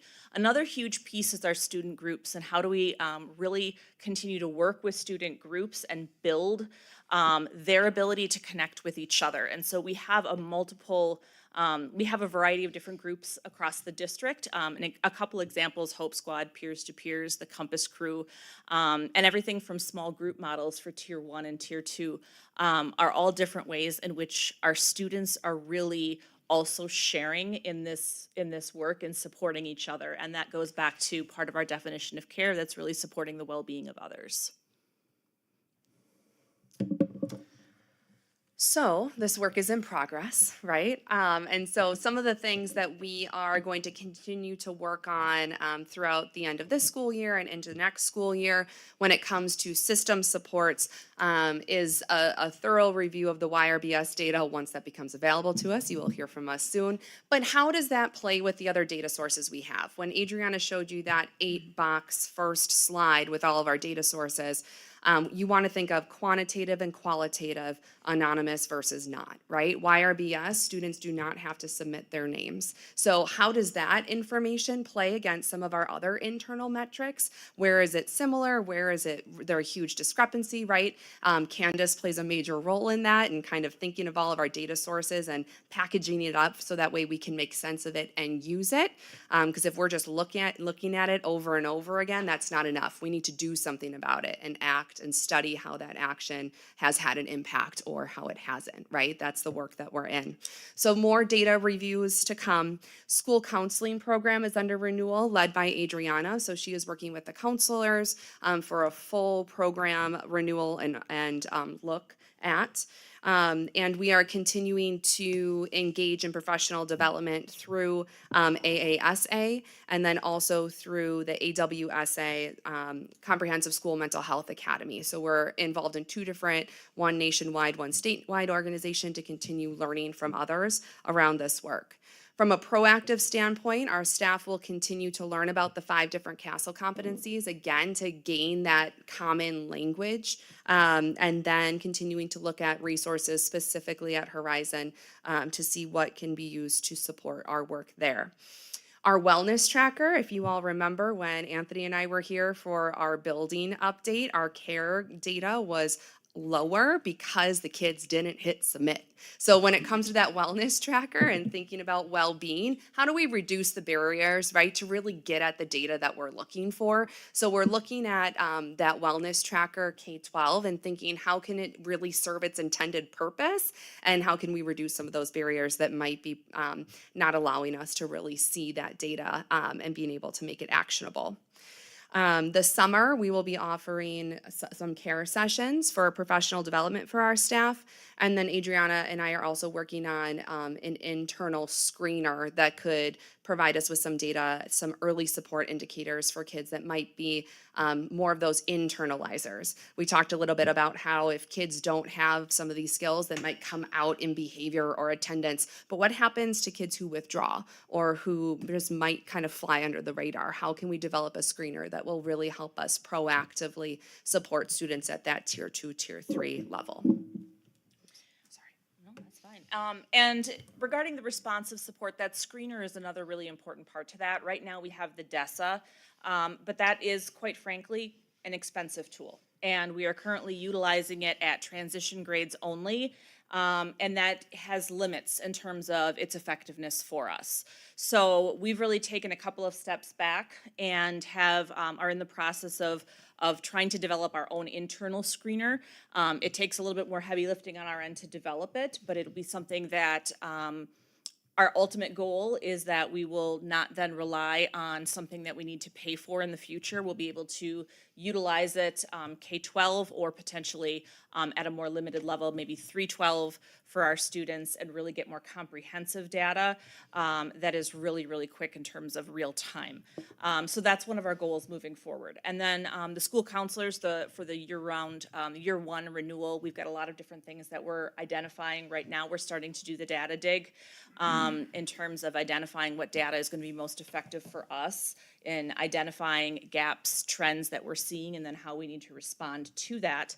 And from the responsive support processes, we're constantly building out and fleshing out more resources for our families when we are contacting them with tough conversations about information, about the struggles that their children are having and experiencing at school, and how do we continue to be a partner and a liaison and help hand off when needed to whether it's medical providers or community counselors to best support that student. And from a peer perspective, we're constantly building and expanding what we're currently doing with our students to mobilize them and to equip them with the skills that they need to really use here in school, but then also carry with them in the future as they're advocates for themselves and for each other. So I think that's pretty much what we have for you tonight. Sorry, that was a lot, but we're certainly happy to take any questions that you might have. Before dive into questions, if you recall when we had the board goals committee, we met, mental health had been previously superintendent board goals. Well, that was in essence removed from being formalized as a goal. It was the request of the committee that you had these kinds of learning sessions on approaches to care and mental health. And so I think you guys did a fantastic job giving us a real comprehensive view of the robust, substantive work that's going on around care in this district. So I just wanted to kind of preface that background. I should have said that as a lead-in to this, that's the driver as to why they're here tonight. So great job, and questions. A couple comments, actually. One, thank you for relating this in the context of learning, because I mean, ultimately that's what we're all about. But if we have things that are going on in students' lives which we don't know about, but if you can help support them in some way, shape, or form, that's always a big thing, or at least hopefully a good thing we can do for our students and their families in terms of helping them through that. I do have a couple questions on the DESA tool, and a couple of things, maybe just a comment that came to my head. If we're developing it internally, I have maybe questions regarding the validation of that. But then secondly, because I serve on the CISA Board of Control and or the DPI, is there anything that would be potentially accessible through a CISA programs or Department of Public Instruction that might have other tools that are out there, or your, and was it Oceanside, California, by the way? Did It you guys was. do a site visit out there? Yep, we did. Tough luck for you. You'd probably be out there right now, right? So, do they have anything that would be potentially available, any tools that they might use in their setting as well? You know, we have looked a lot at alternative options out there. There are certainly programs that you can purchase, but sometimes they do have some limits in terms of the types of data that we specifically want to access, and the opportunity for us to be able to develop something in-house really allows us to, I think, use that YRBS and other sources of data that we have to really specifically target areas where we see numbers going in a direction that we aren't comfortable with. And really, the YRBS is nice because it gives us a lot of trend data, but because it is anonymous, there's no way for us, when we look at data about students that are reporting that they're feeling hopeless or that they have thoughts of harming themselves, there's no way for us to really drill down to identify who those individuals are and make sure that they have a level of support. A screener that's developed internally might give us more regarding that. We certainly have utilized and looked at other districts. We actually saw a really powerful presentation at a conference that we were at about a school district out on the East Coast that developed their own, and the comprehensive nature in which they are using that data was a real driving force for us to look at that internally and exploring how we can maybe work with Candace Bentley, whose, you know, IQ is unbelievable, to try to figure out how to create something internally that might be the best fit. You're gonna go down that route, make sure that you have appropriate copyright and trademark things on it. Absolutely. Another question I have, another question, relative to the material and the work that you're doing, is there, I don't know where it is there kind of like a population of students that it's like really critical that we do that intervention, like right at that age or grade level? Because if it gets too far down the road, then there's like really not such good things happen. But there's also a point where maybe they're too young. I mean, so if they're, I don't know, 4K, 5K, maybe it doesn't apply. But what is that age or grade level that would be really critical for us or for you to work on in terms of what's there? If you guys thought about that. It depends, I think, on the behavior that you're pinpointing, and this is where the YRBS data, again, I keep coming back to that, but that's really helpful for us. For example, we see a spike in impulsive decision-making in terms of at-risk behaviors between 8th and 9th grade. That summer, in between the 8th and 9th grade year, happens to trend a little bit more upwards. So we've been able to, and knowing that, we've been able to adjust some of our approaches and some of our lessons that we've created that the school counselors go in and deliver to our students. We've been able to kind of dig that into ASA a little bit more in anticipation. So for example, we have a series of lessons on responsible decision-making that's specifically targeted to 8th grade as they approach their summer. Additionally, we've seen things with bullying and peer interactions and kind of social drama that, you know, middle school is kind of known for. I'm seeing a theme here, Adrian. Now you know I'm here. So we've seen that, and the counselors at ASA, Allison and Brianna, did a great job of developing a framework and a common language a couple of years ago for addressing those types of interactions. Now we've worked with Megan, our counselor at Horizon. She's using that exact same framework and language at Horizon to try to really get that language in and help students focus on essentially identifying the size of the problem before some of that developmentally catastrophic thinking starts to really expose itself in middle school. And the reason that we chose to do the DESA at those transition grades too is just because we saw within the district that those were big years, right? Anytime kids are changing buildings, new staff, that's why we decided to deploy the DESA there. And I just want to mention too, what's great about the CASTLE framework and those competencies is that those are skills that we as adults continue to grow in, right? So they're attainable. They're things that we all need to tend to. So whether or not a student is supposed to master it by 3rd grade but needs it in 8th grade, we give it to them, right? It's how do we know what to look for and how do we know how to build it? And that's the work that we're doing. I think to that question, that's why the universal tier 1 instruction is so important, because you don't know when they, and so risk behavior is going to emerge anytime. And so you need to be constantly building that in our students. Got a few questions for you, if that's all right. How long have we had CASTLE? Well, CASTLE has been around. How long has PSD had CASTLE? CASTLE has been used because it's in an unofficial way for a long time, because a lot of the resources that we use have been aligned to CASTLE for a very long time. We started speaking the CASTLE language with our staff, very specifically identifying those 5 buckets about, was it 2 or 3 years ago maybe? Where we really started zeroing in on self-awareness, self-management, social awareness, relationship skills, and responsible decision-making as the terminology that we are using when we're identifying areas of strength and areas where we need students need more support. Is 2 to 3 years a very long time? Is that what you're? No, Castle's Okay. been, the resources that we've used, that are evidence-based and aligned with Castle, we've been using those for sometimes upwards of 10 years, at least. How long has social emotional learning been part of PSD? I think social emotional learning is part of education and has been since its inception, simply because as educators, we teach things like sharing in kindergarten.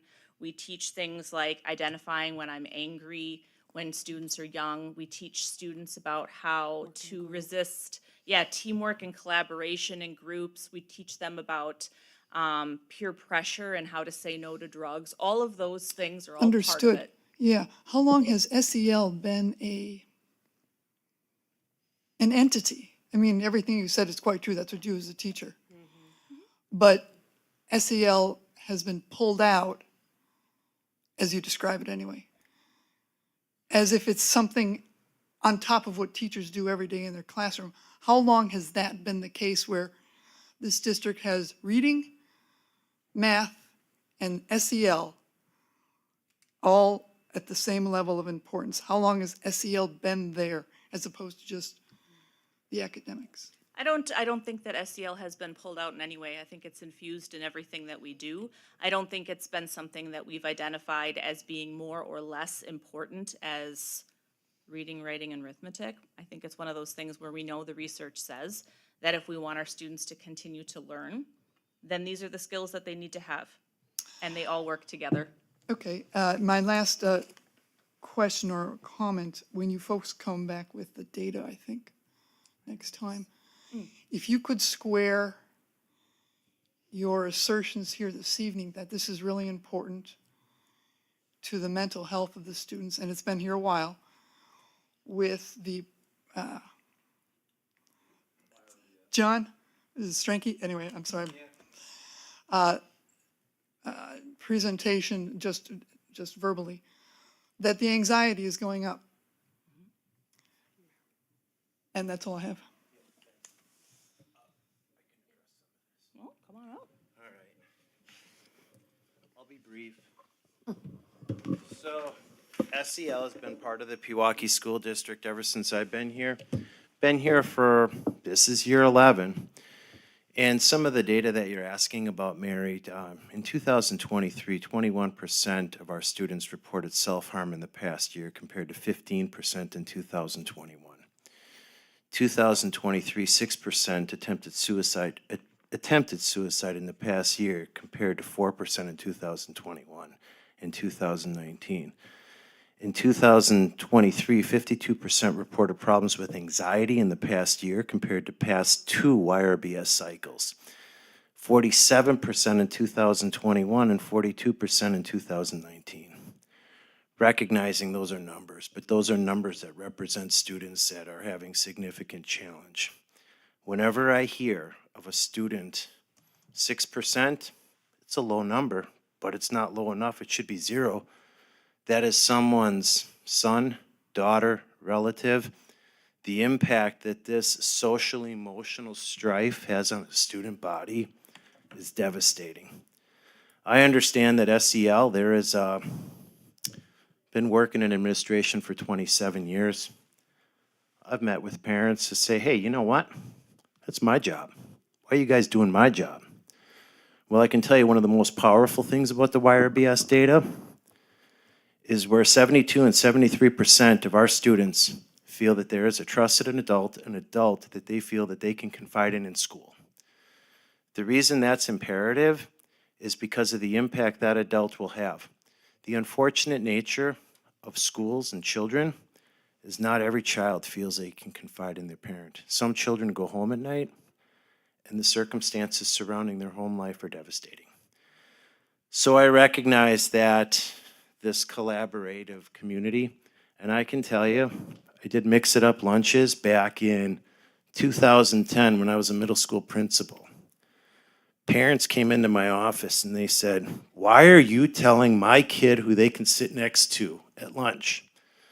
We were one of the only 2 middle schools that were a national Mix It Up school. It diminished bullying. Why is that important? Well, the data on bullying in the Pewaukee School District, 18% reported that they were bullied on school property compared to 12% in 2021. 2023, 33% of our students agree or strongly agree that bullying is a problem at school, compared to 22% in 2021. We have a problem here. And our problem isn't just in school, it's online gaming. And I can speak as a parent whose son I could hear through the heating vents in the house, and the things that are screamed in that basement with the headset on are really something. So Mary, I so much appreciate, I know we appreciate your comments and questions. They're important.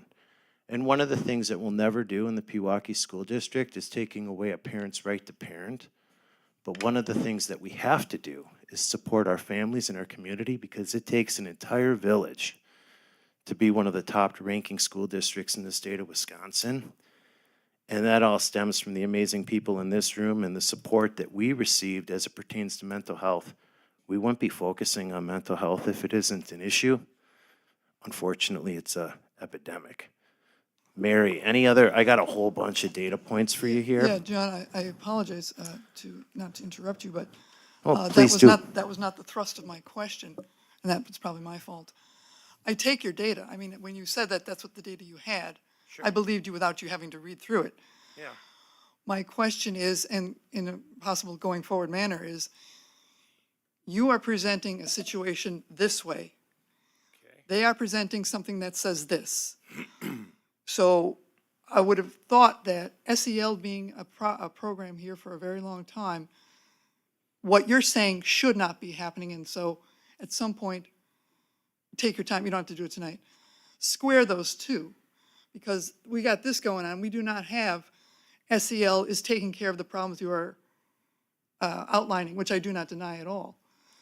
But that's not apparently doing what it is intended to do, because you're reporting something contrary to that. But you don't have to go into it tonight. No, and Thank you very much. Yeah, thanks, Mary. That helps me to clarify that, and I'll certainly work with the team on that piece going forward. Thank you for And clarifying that. one last note on that. Mary, I think it's important to note that the data changes over time, and these are not changes that are specific to Pewaukee schools. This is nationwide trending.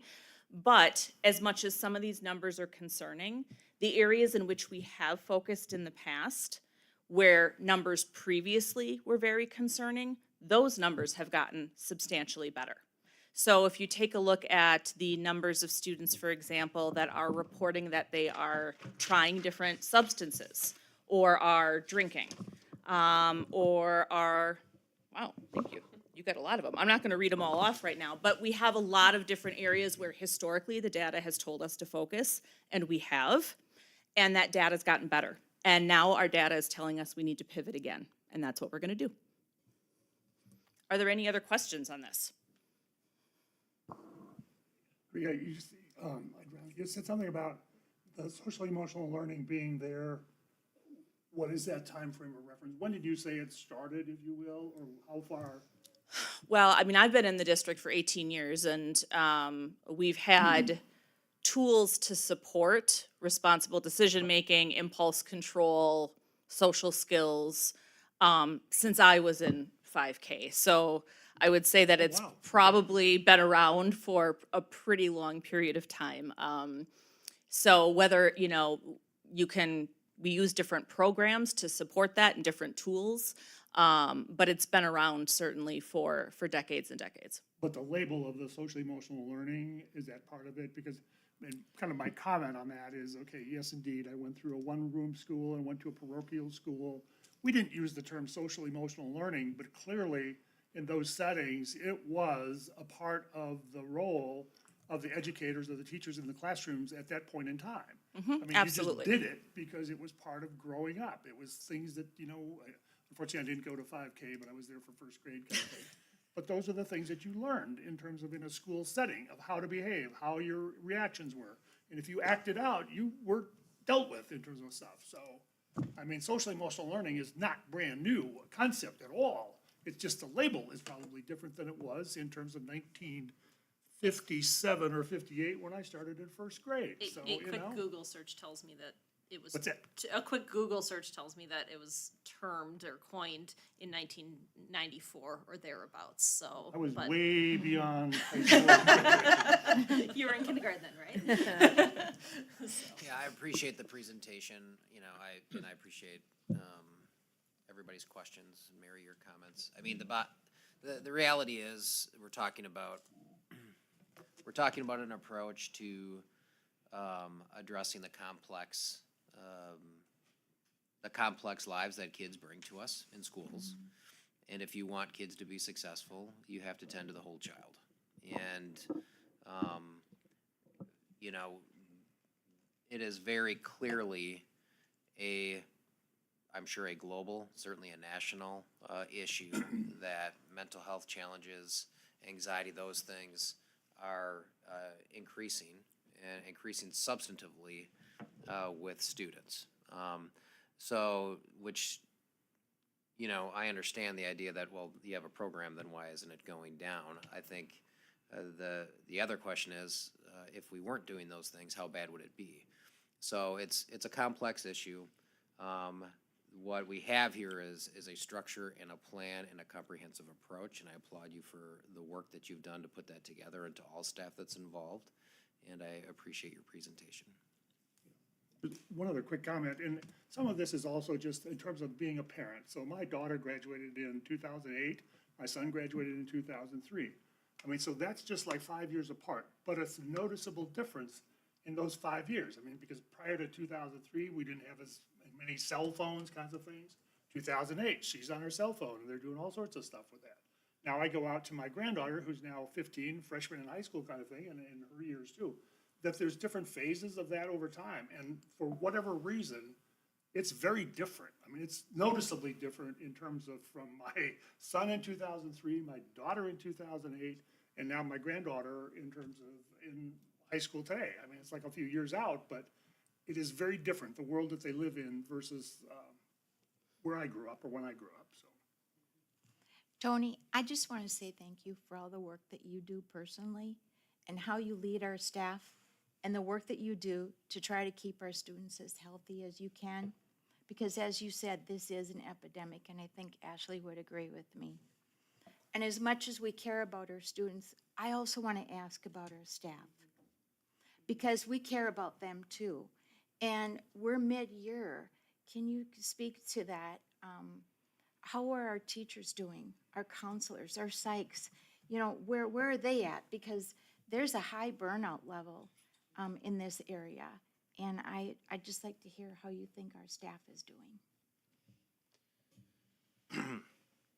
So the staff overall, I mean, we take a lot of liberties, and we try really hard to support our staff and round our staff and be there for our staff and be responsive to the staff. One of the things that you can't take away is every time you're supporting a student that's encountering significant struggle or is dealing with major depression or anxiety, they take a little bit of that on. And they want to support, they want to help that student get better. And when the student continues to struggle, it does take a toll. We are fortunate here in the Pewaukee School District to have very talented staff members, committed staff members that truly love children and want nothing but the best for kids. I don't have the data point as to how each staff member in the department feels. I feel that they feel heard, I feel that they feel supported, but I do know that some of the student challenges become challenges for staff as well because of their level of commitment to ensure that kids are successful. They truly try to live the mission each and every day. I would say that staff here are doing well, but there are pockets of challenges, and that can change from day to day depending upon how their day went. And thank you for asking. Yeah, thank you. And I do agree with Bren, and I thank you guys for all the hard work that you do. It's really great to see how all of what you guys are doing is infused into the work with the students, so I very much appreciate seeing what you guys are putting into place. Yes, thank you very much. Students, do you have anything that you want to add or share? Just another great, commenting on how great this is.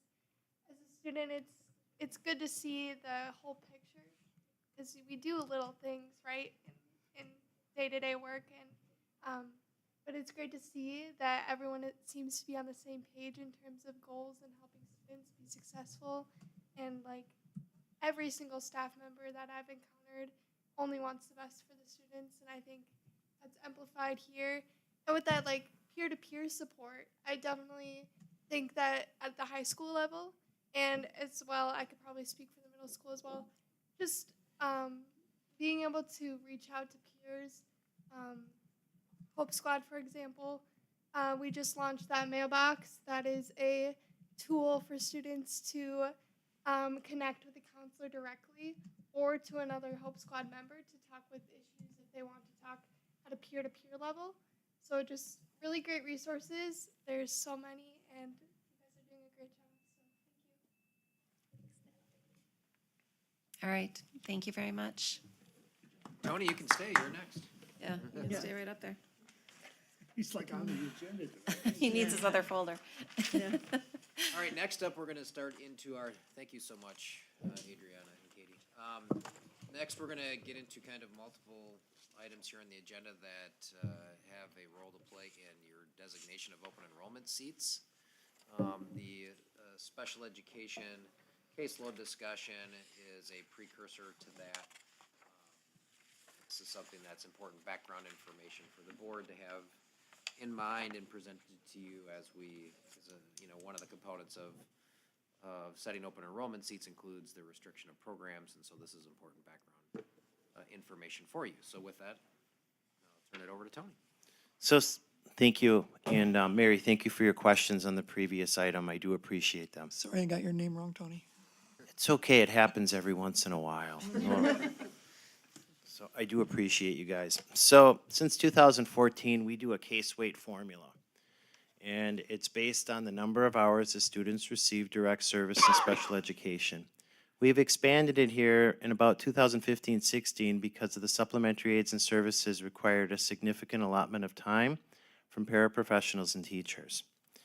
The other thing that I incorporated into the board packet was our referral rates, because our referral rates are increasing dramatically, and whenever we look at seats, we look at capacity moving forward. Case in point, in K4 right now, we have 2 students, but if we look at the referral rates at PLE, the lower elementary receives the highest rate of referrals for special education in the school district. So after doing an analysis and looking at projections and looking how cohorts grow over time, the recommendation for next year for Pewaukee Lake Elementary was to close all seats, because we are a little bit under, but with the referral rates and looking at the referral rates over the last 2 to 5 years, we would exceed expectations and exceed our enrollment numbers in special education if we were to add seats at this time. Same holds true for Horizon, and we are noticing kids with more and more significant needs. And if you look at the cohort in 4th grade, case in point, there are 25 total students. That is more than double than what we had here in 2013 at any particular grade level. And the way I broke it down, the average case weight at Horizon Elementary is 12.28. And how we do that is we divide by the total number of FTE into the total number of case weights. So right now, the teacher to student ratio exceeds the 10 students per caseload. So at this time, the recommendation for Horizon Elementary is also to close all open enrollment special education seats. At Asa Clark, our average student to teacher caseload is 10. Next year, we'll be going into 9. We are still working through staffing configurations for next school year, but if we take into consideration the projections moving forward, and that's why I highlighted that 4th grade, it's going into 5th grade, we have to be prepared to meet the needs of students, and when we look at open enrollment, we also look what's going to come in. We don't just look for this year, but we look moving forward. So the recommendation for Asa Clark is to close all seats. Same holds true for the high school. The high school is going to be running, we like to keep our teacher to student ratio at 14. If we take our teacher FTE and divide into the total number of students, we end up with 14.54. So we're already over the number of 14 that we would like to be. So the recommendation for the Pewaukee School District for the 2024-2025 school year is to close all special education seats. And that also correlates with speech and language. We gave an analysis on there, and they came up with a weighted formula for speech as well. And that's an interesting one, because speech looks different than it does when you're serving students in special education under cross-categorical. And what I mean by that, speech can go from everything from consult to 3 sessions a week, to a push-in, to a push-out, to a consultation. So you could see up to 3 20-minute sessions a week. And then if you have students with augmentative communication, where they're nonverbal and they're using a device, or multiverbal, those students take far more comprehensive services due to the fact that the speech and language therapist has to program the device. So after an analysis of the numbers and the case weights, we are already at our projected number, so the recommendation for speech and language is to close all seats. I know I went through that very quickly. Does anyone have any questions specifically as it pertains to case weights, caseloads, how we derive the numbers, and the why behind why closing seats for the 2024-25 school year? I don't think so. All right. Thank you, Tony. Thank you, Tony. Thank you, guys. Moving on then to our open enrollment seat designations for next year. Okay. I'm gonna just turn it over to John, and John's gonna talk a little bit about, so this is something that you do every year. This is the time of year that we need to do it by the statutory guidelines, and in determining, and the way that we do this, and John can take it from here in a second, is, you know, we really look at how open enrollment sits across the district, how many are going out, you know, in terms of graduating this year. We try to manage open enrollment as filling existing space that we have, to backfill space that we have without further driving up substantial costs for the school district. And that's kind of the way this is looked at. Philosophically, we always emphasize trying to take the vast majority of open enrollment kids in the early grades, so that we get them in here early and we keep them throughout their experience. So typically you don't see many seats open up in the later grades. On occasion you may. So with that, I'll turn it over to John. Thanks, Mike.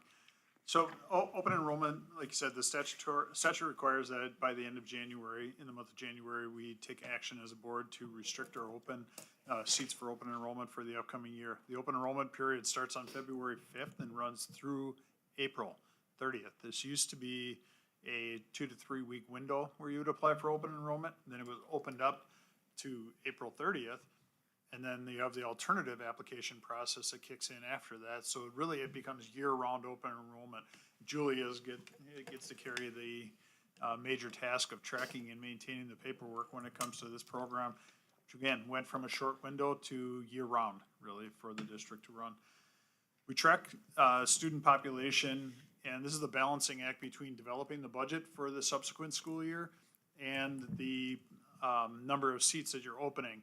We always want to try to optimize the class sizes that we're projecting. So we use our enrollment projections that we've created for next year, figure out what our estimated number of students are per classroom, and then where do we have room to fill in with some students with open enrollment. The idea of open enrollment is started back in 1998, where the program started and the district had a negative open enrollment trend. We had more students outgoing than we had coming into the district. And it was viewed at that point through strategic planning and through the work with the community that this is a quality indicator for the district. And we wanted to turn that to a positive and maintain a positive open enrollment with more kids coming in than going out. and we've been able to do that. The difference between incoming and outgoing open enrollment students right now is about 220 students, net difference, net positive open enrollment into the district, which creates a significant revenue source for the district. We utilize that to augment programming, to offer more programming. Some cases that may translate into smaller class sizes and more AP classes. It may be additional extracurricular. While they're not pinned dollar for dollar with that, those additional resources are outside of the revenue limit and give us the ability to have more flexibility in the programming that we have. Our goal has always been to maintain 10 to 12% as a maximum of our open enrollment population, of our total student population. Last year, we were pushing right up on that number, due in large part to a large number of tuition waivers. Those are families that lived within the district, moved to a home outside of the district, but elected to have their child continue here through open enrollment, of which they are granted a seat. And one of the motions you're asked to take tonight is to open those seats for any of those tuition. They're not required to have a seat available, but they're allowed to continue through open enrollment within the district. This has been a long-standing practice that the board has had in place where generally once students are here and they're established, and then if they move out and they want to remain through the open enrollment program, that we keep them. Through graduation. Yes. So the motion that you have tonight is to open 24 seats in open enrollment. How do we arrive at 24? We have 23 graduating seniors in open enrollment this year with 24 seats available. It should allow us to maintain that ratio of net 220 students incoming into the district for next year. Our practice has always been to open roughly 10 seats in 4K, and then a smaller amount as we move forward. So of the open enrollment seats that we have available, there's 10 seats in 4K, 5 seats in kindergarten, no seats in first grade, no seats in second grade. Second grade will be one of our largest classes in the district next year with resident students. 5 seats in third grade, fourth grade 2 seats, and fifth grade 2 seats for the total of 24. That's the first motion you'd be asked to take. The second one is in relation to the students with disabilities. As Tony went through earlier, really our budget process drives that. The weighted caseloads for all of our staff determines our staffing levels. We are at those weighted caseloads or within the range of where we can reasonably anticipate those student populations to be based on our past experience for referrals and for returning students in the district next year. And the final motion deals with those students for siblings of students who are currently attending the district and having them have preference for open seats that are available, and those tuition waiver students who are already occupying a seat in the district to continue forward through open enrollment. Any questions?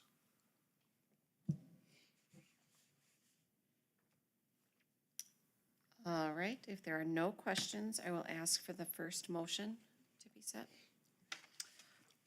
I'll go ahead.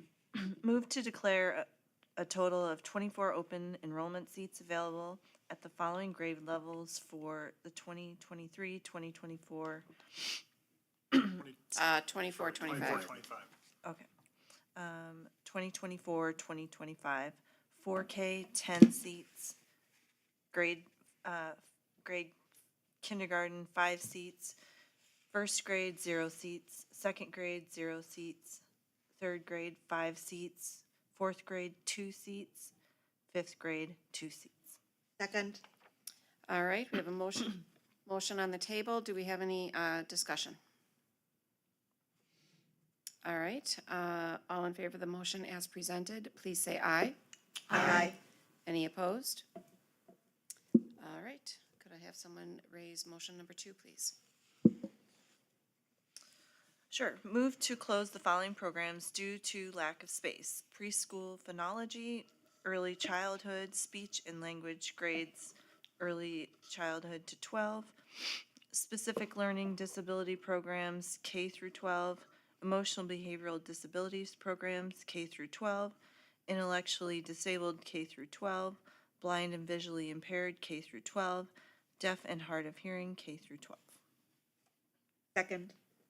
Thank you. We have a motion and second. Do we have any discussion? Just a question. This sounds familiar, and I've only been here less than a year. Why does this sound familiar? It happens every year. I'm not sure why it sounds familiar. We've had that same language we voted on. After the application period, you will accept the applications that come in, and that would have happened in one of your first board meetings. Thank you, John. That's it. All right, we have a motion and a second. All in favor, please say aye. Aye. Any opposed? Thank you. Can I have someone raise motion number 3, please? I motion that the Board of Education will accept full-time open enrollment applications of students in the upcoming application period who are currently included in the count of occupied spaces and attending Pewaukee School District. The Board of Education will also accept full-time open enrollment applications of siblings of students who are currently enrolled and included in the count of occupied spaces and are attending the Pewaukee School District and at a grade where available space has been determined. Second. All right, we have a motion and a second. Do we have any discussion?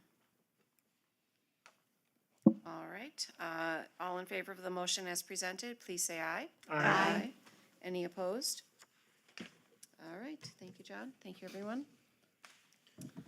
Moving on to the bonds. All right, so I'll just kind of tee it up here a little bit. So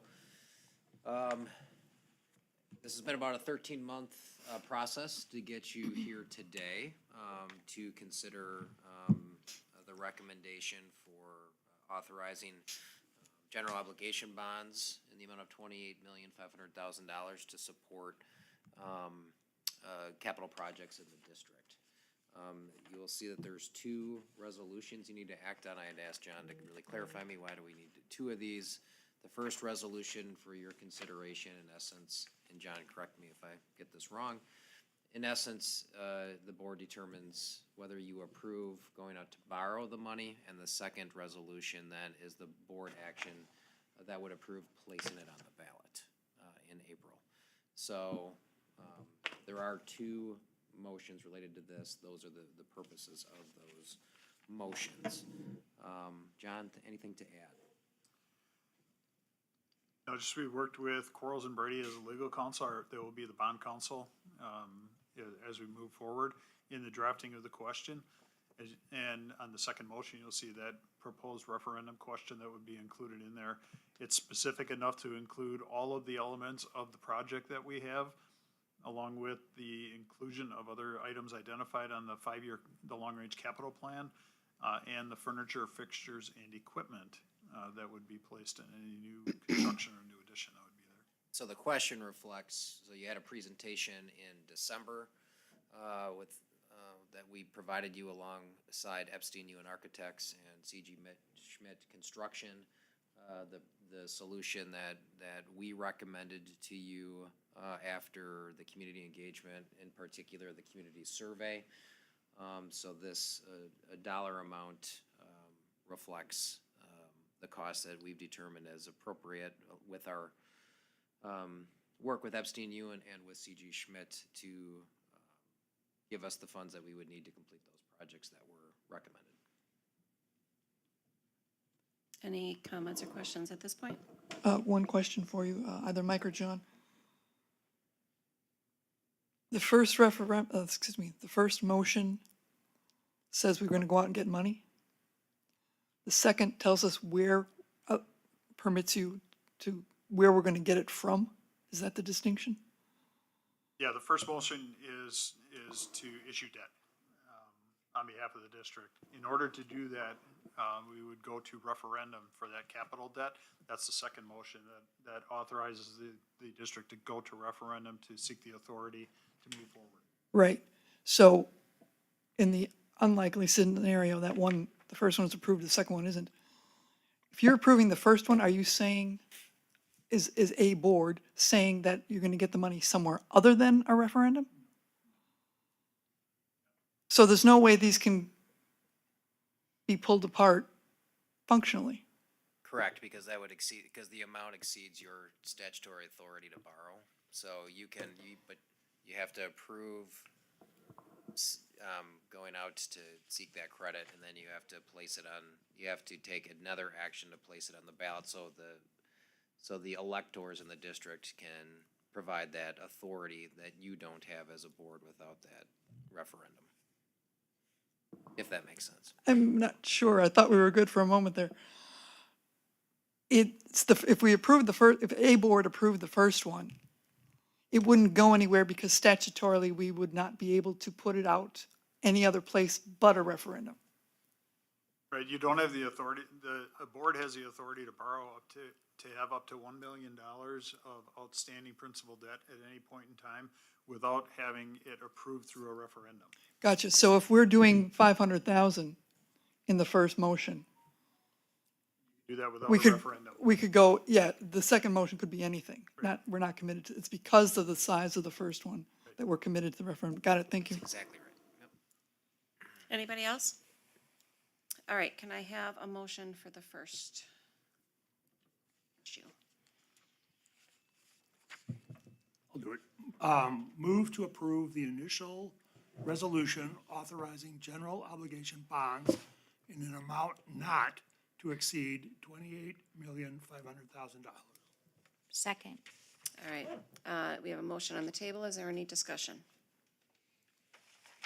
All right, all in favor of the motion to approve the initial resolution authorizing general obligation bonds in an amount not to exceed $28,500,000, please say aye. Request a roll Aye. call vote? Is there a second to request a roll call vote? Okay, so I'm going to repeat. All in favor of the motion to approve the motion as presented, please say aye. Aye. Any opposed? No. All right, the motion passes 6-1. All right, the second motion.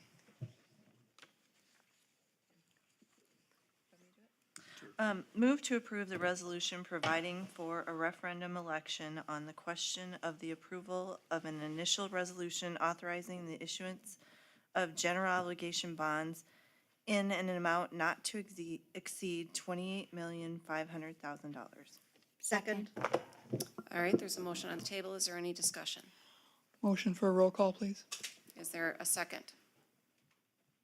All right, the motion on the table is all in favor of the motion to approve the resolution providing for a referendum election on the question of the approval of an initial resolution authorizing the issuance of general obligation bonds in an amount not to exceed $28,500,000. Please say aye.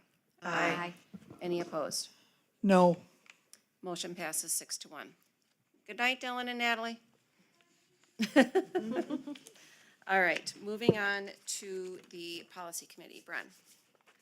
Yeah, so you were given a packet of policies that are out there for first read, and I'll just reiterate that first read means that the policy committee has met, and we've gone through those policies and decided where we felt changes needed to be made, and some there were no changes. Basically, on 3900.03, there was a couple of words added, lawful, legally, as well as a retention time frame. So that was well spelled out.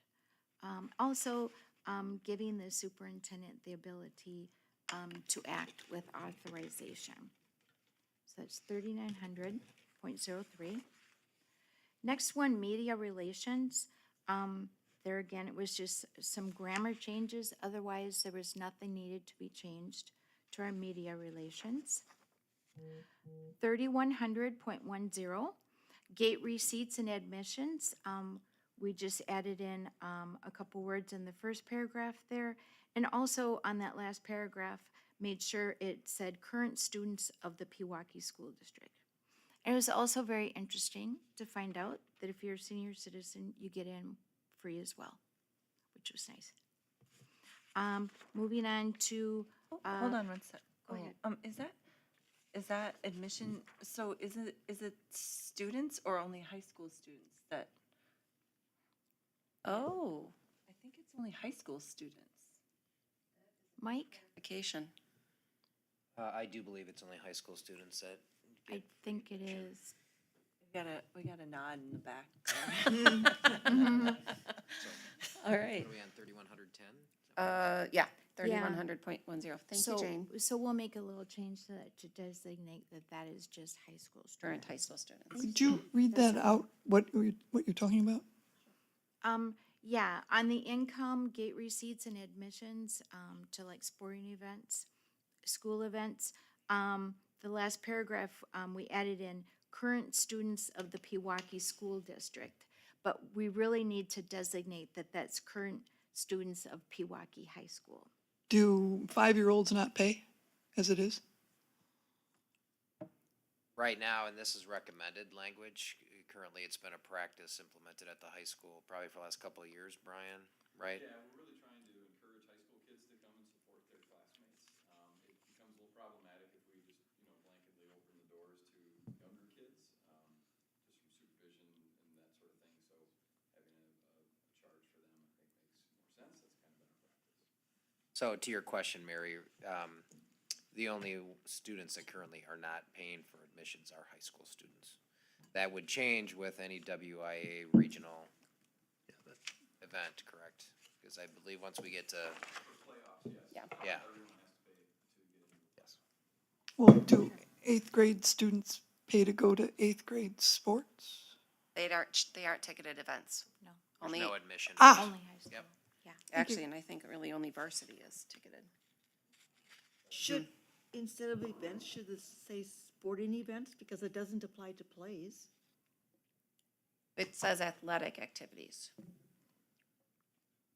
All school athletic activities Okay. is what it says. So yeah, Yeah. that is a good distinction. Varsity sports are the only ones that are ticketed. Yeah. And again, not all varsity sports are, so there's no admission for tennis. Right. For those kinds of events, so it depends on the event. So we can make that, edit for, Sure. Moving on, policy 4000.05, personnel, student interns and student teachers. We just made the designation in here, to make sure it was known that it was paid student interns, that are required to go through the background checks. Next one, student affairs, the Wisconsin Technical Excellence Scholarship, 5200.08. No changes were needed to that policy. And our final one was, has to do with internal Board of Education operations, and it's policy 7100.05, Board of Education meetings. And we did not make any changes, except that when you got to the final page, Mike, Stacy, Larry, and myself all attended an educational summit on laws, bylaws, and parliamentary procedure. And through the course of that, we found that there was motion procedures that we could adopt as a board.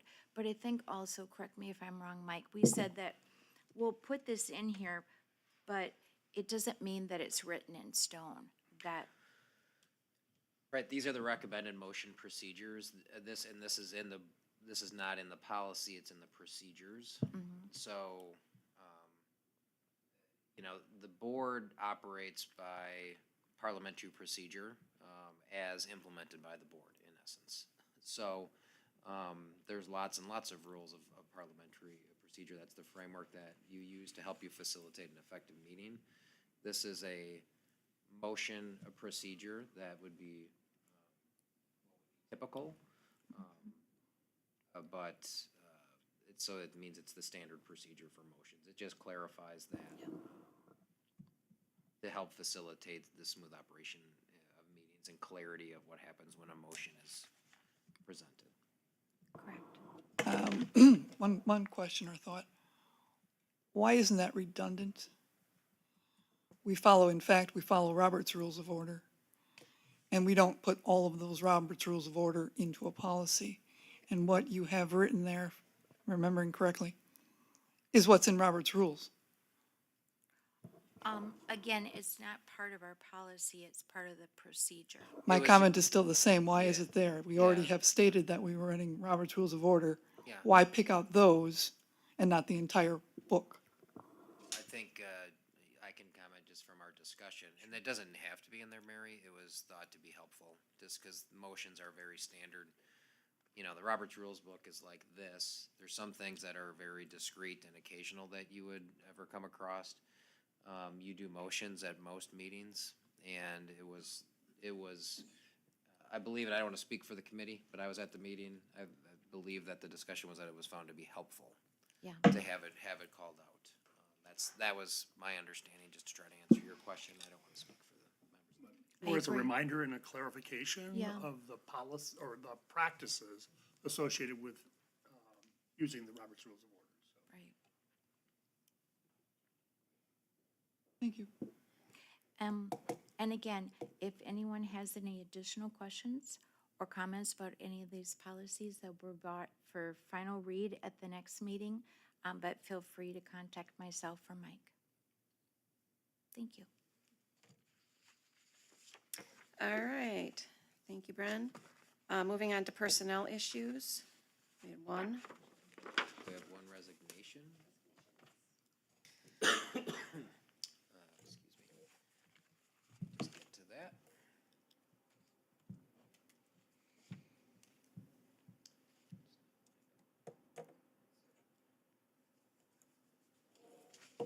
I think John Stangler is saving money in this Arctic blast. Well, he told me he was gonna make sure it was warm here tonight, and it's not. That's not.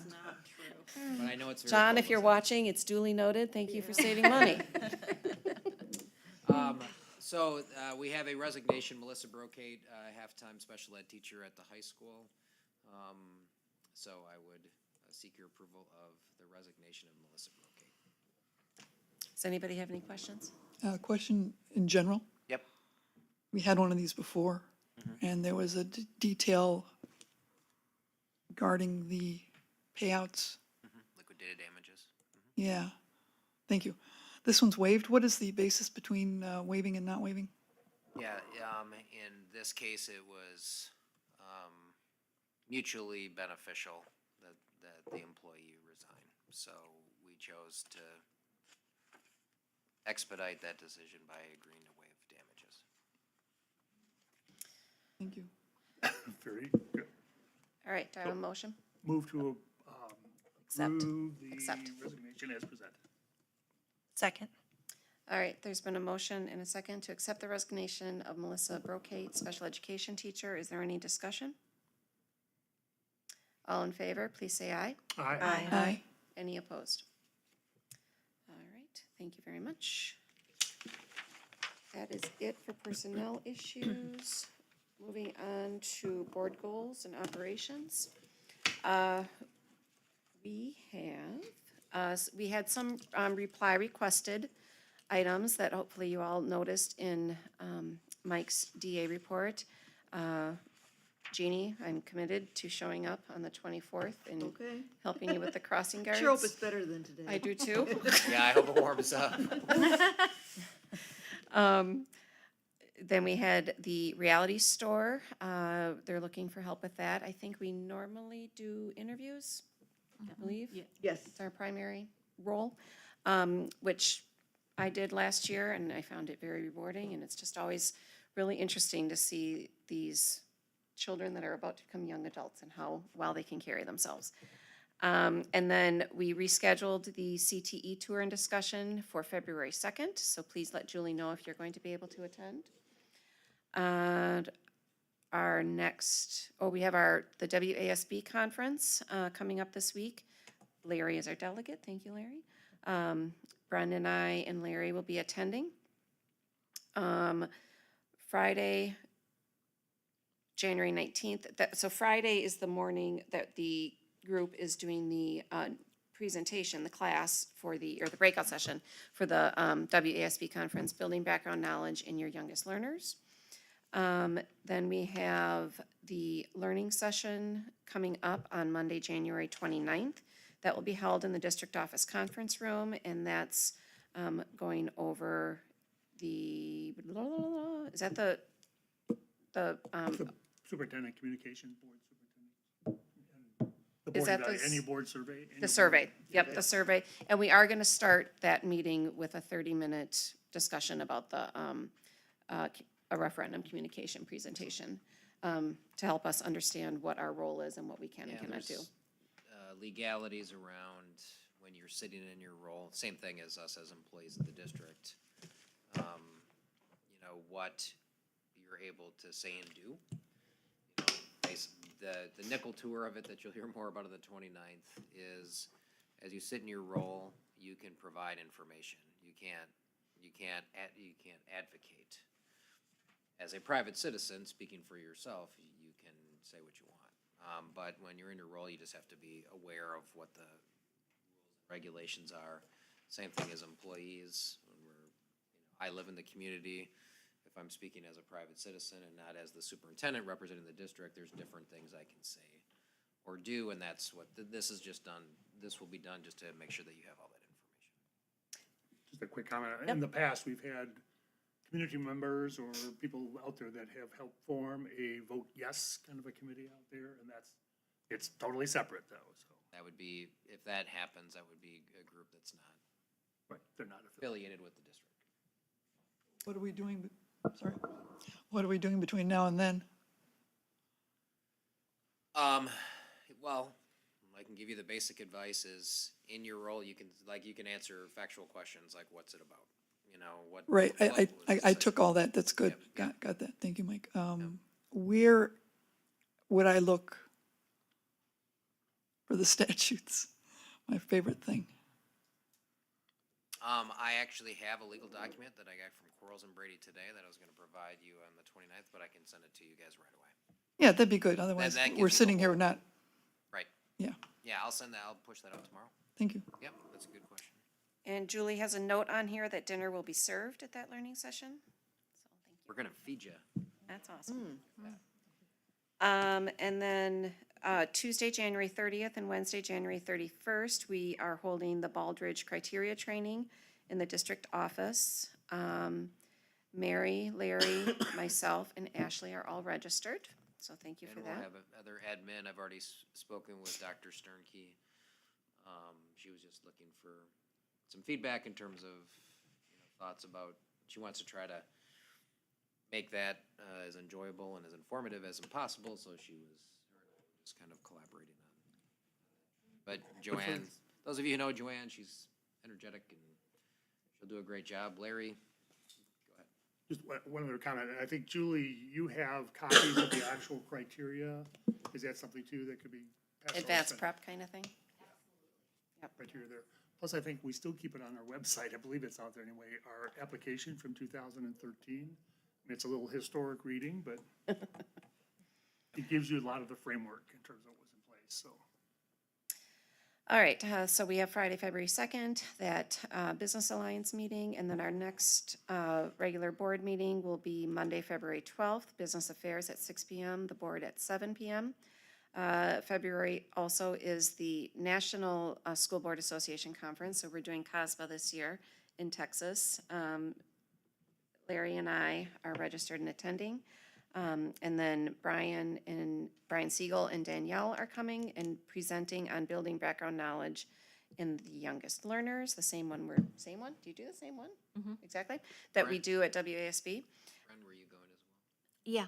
Oh, good. Yep. All right, Brian, too, good. And then, our next meeting after that is the February 26th board meeting, and we will have policy at 6 p.m. And then finally, our learning session on Monday, March 4th. We asked the administration to give us a session on artificial intelligence, virtual reality, augmented reality, and teaching and learning practices across the district. So I look forward to that. And just, I will not be able to attend in person for the March 11th meeting, so. Okay. I will not be here as well for that meeting on March 11th. So we are just at quorum? Oh, we're One fine, over. right? We could even, yeah, okay. Moving on to legislative update. Do we have anything? John, anything you want to talk about? SWSA, we had a meeting last week and just gave us a brief update on some of the conversations that are happening, some bills that are potentially circulating, looking for sponsorship. Some of them are coming back that have been there before. There's action happening at the Capitol.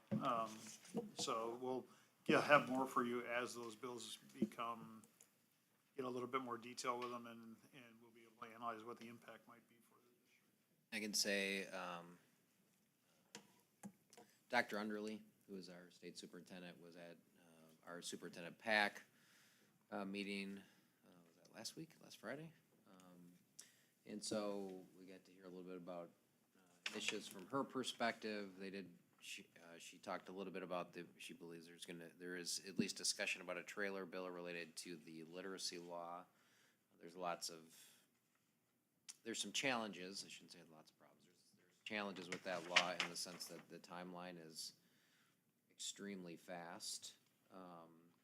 So there is some efforts there to possibly produce a trailer bill to clean up some of the problems, and they're still trying to identify what are approved resources, and the timeline for rolling out the new test or screener is like in the fall, and it's supposed to be implemented immediately. There's all kinds of issues with that. So there's that piece. I may be going to the state capitol on Wednesday, so I may be missing WASB on Wednesday to testify in support of a bill regarding rehired annuitants. As you know, there's workforce challenges in staffing our schools, and there's a bipartisan bill that's being considered that would make it easier for school districts to, in essence, hire retired annuitants that are in the WRS system, which I think is a real common sense solution that can be helpful.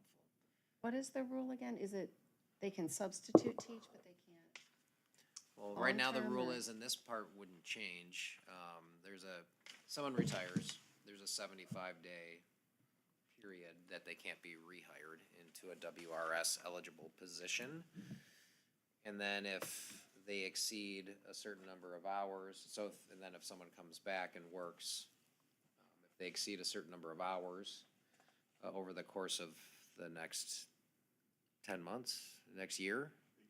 You can exceed in a year, but if that position is expected to continue beyond that 1 year, that's when you're capped at the number of hours, and your annuity would be suspended to become active again. Yeah, so this proposed law would allow for up to 5 years for a rehired annuitant to come back and still receive their annuity.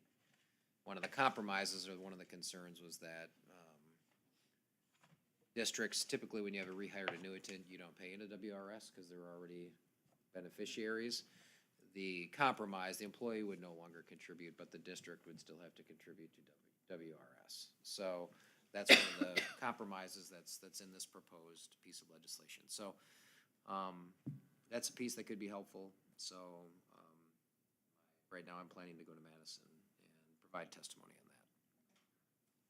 That's all I have. All right, thank you. Strategic planning update? Strategic planning is coming to a theater near you soon. Nay, that's not soon. So, I'm continuing to drop some signal here, so I can't open my memo, but I remember it since I wrote it. So just a couple of things. We have a strategic planning survey I'm finalizing with Candace that would go in the upcoming perspective. We've been holding the perspective because a number of the items that would be addressed in the perspective relate to the referendum. We wanted to wait to see what the board's decision was tonight. Included in the perspective will be a QR code and a link to that community strategic planning survey. So we're working on that piece. There will be student focus groups and some staff interaction that'll happen. But the community planning, and there are dates 6 and that are in 13. there. So I could use some feedback on that. There's the community night that I have listed there in May. What date May 6th May for the 6th. planning session, and then 13th for the virtual possibly? Yeah, so we're trying a couple of things here. One, I really see this day on February 2nd with the businesses that we just rescheduled as a component of strategic planning, trying to get more input, because, if we're thinking and strategically, looking in the future, what kinds of programs should we be providing? I think they could be a real nice source of information. In May then, and then talking to some other districts, getting better attendance at a virtual event versus in-person event. That you'll see is like 90 minutes, I think, going much longer. 90 minutes for a virtual event is, pretty ambitious. So we did do that during COVID, and it worked out okay. It's pretty tight, but I think you get longer than that, it gets to be a struggle. So we're looking to organize a virtual night and invite community to that. We'll have what you're more accustomed to, where we invite people in and rotate to the 6 different strands of the plan and get feedback there. And then what we do, again, remember this is year 3, so we're wrapping up a 3-year plan, and we're really trying to create the foundation for a new plan. And one of the things we really formally revisit at this stage of our process is mission, vision, values. In a typical year in between, we don't really spend time on that. But do we want to make any adjustments to those kind of cornerstones of what we do here? So there's a couple of options there. I think June 1st was the date I had for some time on a Saturday we could do, or we could look to do something during the week as well if the board would prefer. So you can think about it. You don't have to tell me right now. You or Julie know? Yeah, let me or Julie know what your preference is as we just kind of finalize the schedule for the spring. And some of that, so we can kind of get through the facilities piece, because there's going to be, I will, in short order, have a communication plan out to you in terms of steps along the way to make sure the community is fully informed about the referendum coming in April, in terms of engagement opportunities, so you have that. And then after the vote in April, then we'll turn our attention more towards the strategic planning events of the community. Does anybody have any questions or comments on that? All right, next we need to set our meeting date for our annual meeting in 2024. So we had some dates, basically it looks like every Monday in August. Does anybody have any dates that they know will not work for them in August? The 26th. Okay, Scratch, that one is okay. Plus, Anyone I else? also think we're getting into Too that close. week right before school starts. There's lots of It's stuff just going on. tough, Yeah. Yep. Anybody else have any bad dates? I just have a question again. This is one of those things we talked about before. Why is it the second time in 1 year? At the annual meeting, the motion that was on the table was to set the subsequent date for an annual meeting at a later date. So that's been a board action for about 3 years now. We used to set it typically always the first Monday or second Monday in August. And then there was a desire for some flexibility by the board as a whole. So the action that was taken at the annual meeting, rather than setting, a power of the annual meeting is setting the next annual meeting date. Because we wanted to have some flexibility on that, the board decided that at the annual meeting, the motion was to set the date of the subsequent annual meeting at a future date. This being that future date. Just a point of order or a point of information. When or why can't we get those minutes from that August meeting? I think those minutes are available, and we could certainly provide those to you again. For the annual meeting, not the board meeting that took place, 'cause we got those. Yeah, I know that, the minutes, that's a good question. The minutes from the annual meeting from the previous year are always approved at the next annual meeting. So they would be, what would that be? They'd be in draft form? They would be Right. they're just not official. Right. Those could be provided to you. I would think that'd be useful because nobody remembers 365 days out. But if you see it and you can make notes on it in a timely manner, Yeah, would you like, yeah, would that'd you be like pre- the unofficial minutes, Mary? that'd be fine. Because I knew it and I wouldn't have been able, wouldn't have had to ask John about it. Thank you. Yep. All right, so we then have availability on August 5th, August 12th, or August 19th. Is there any date preference in this room?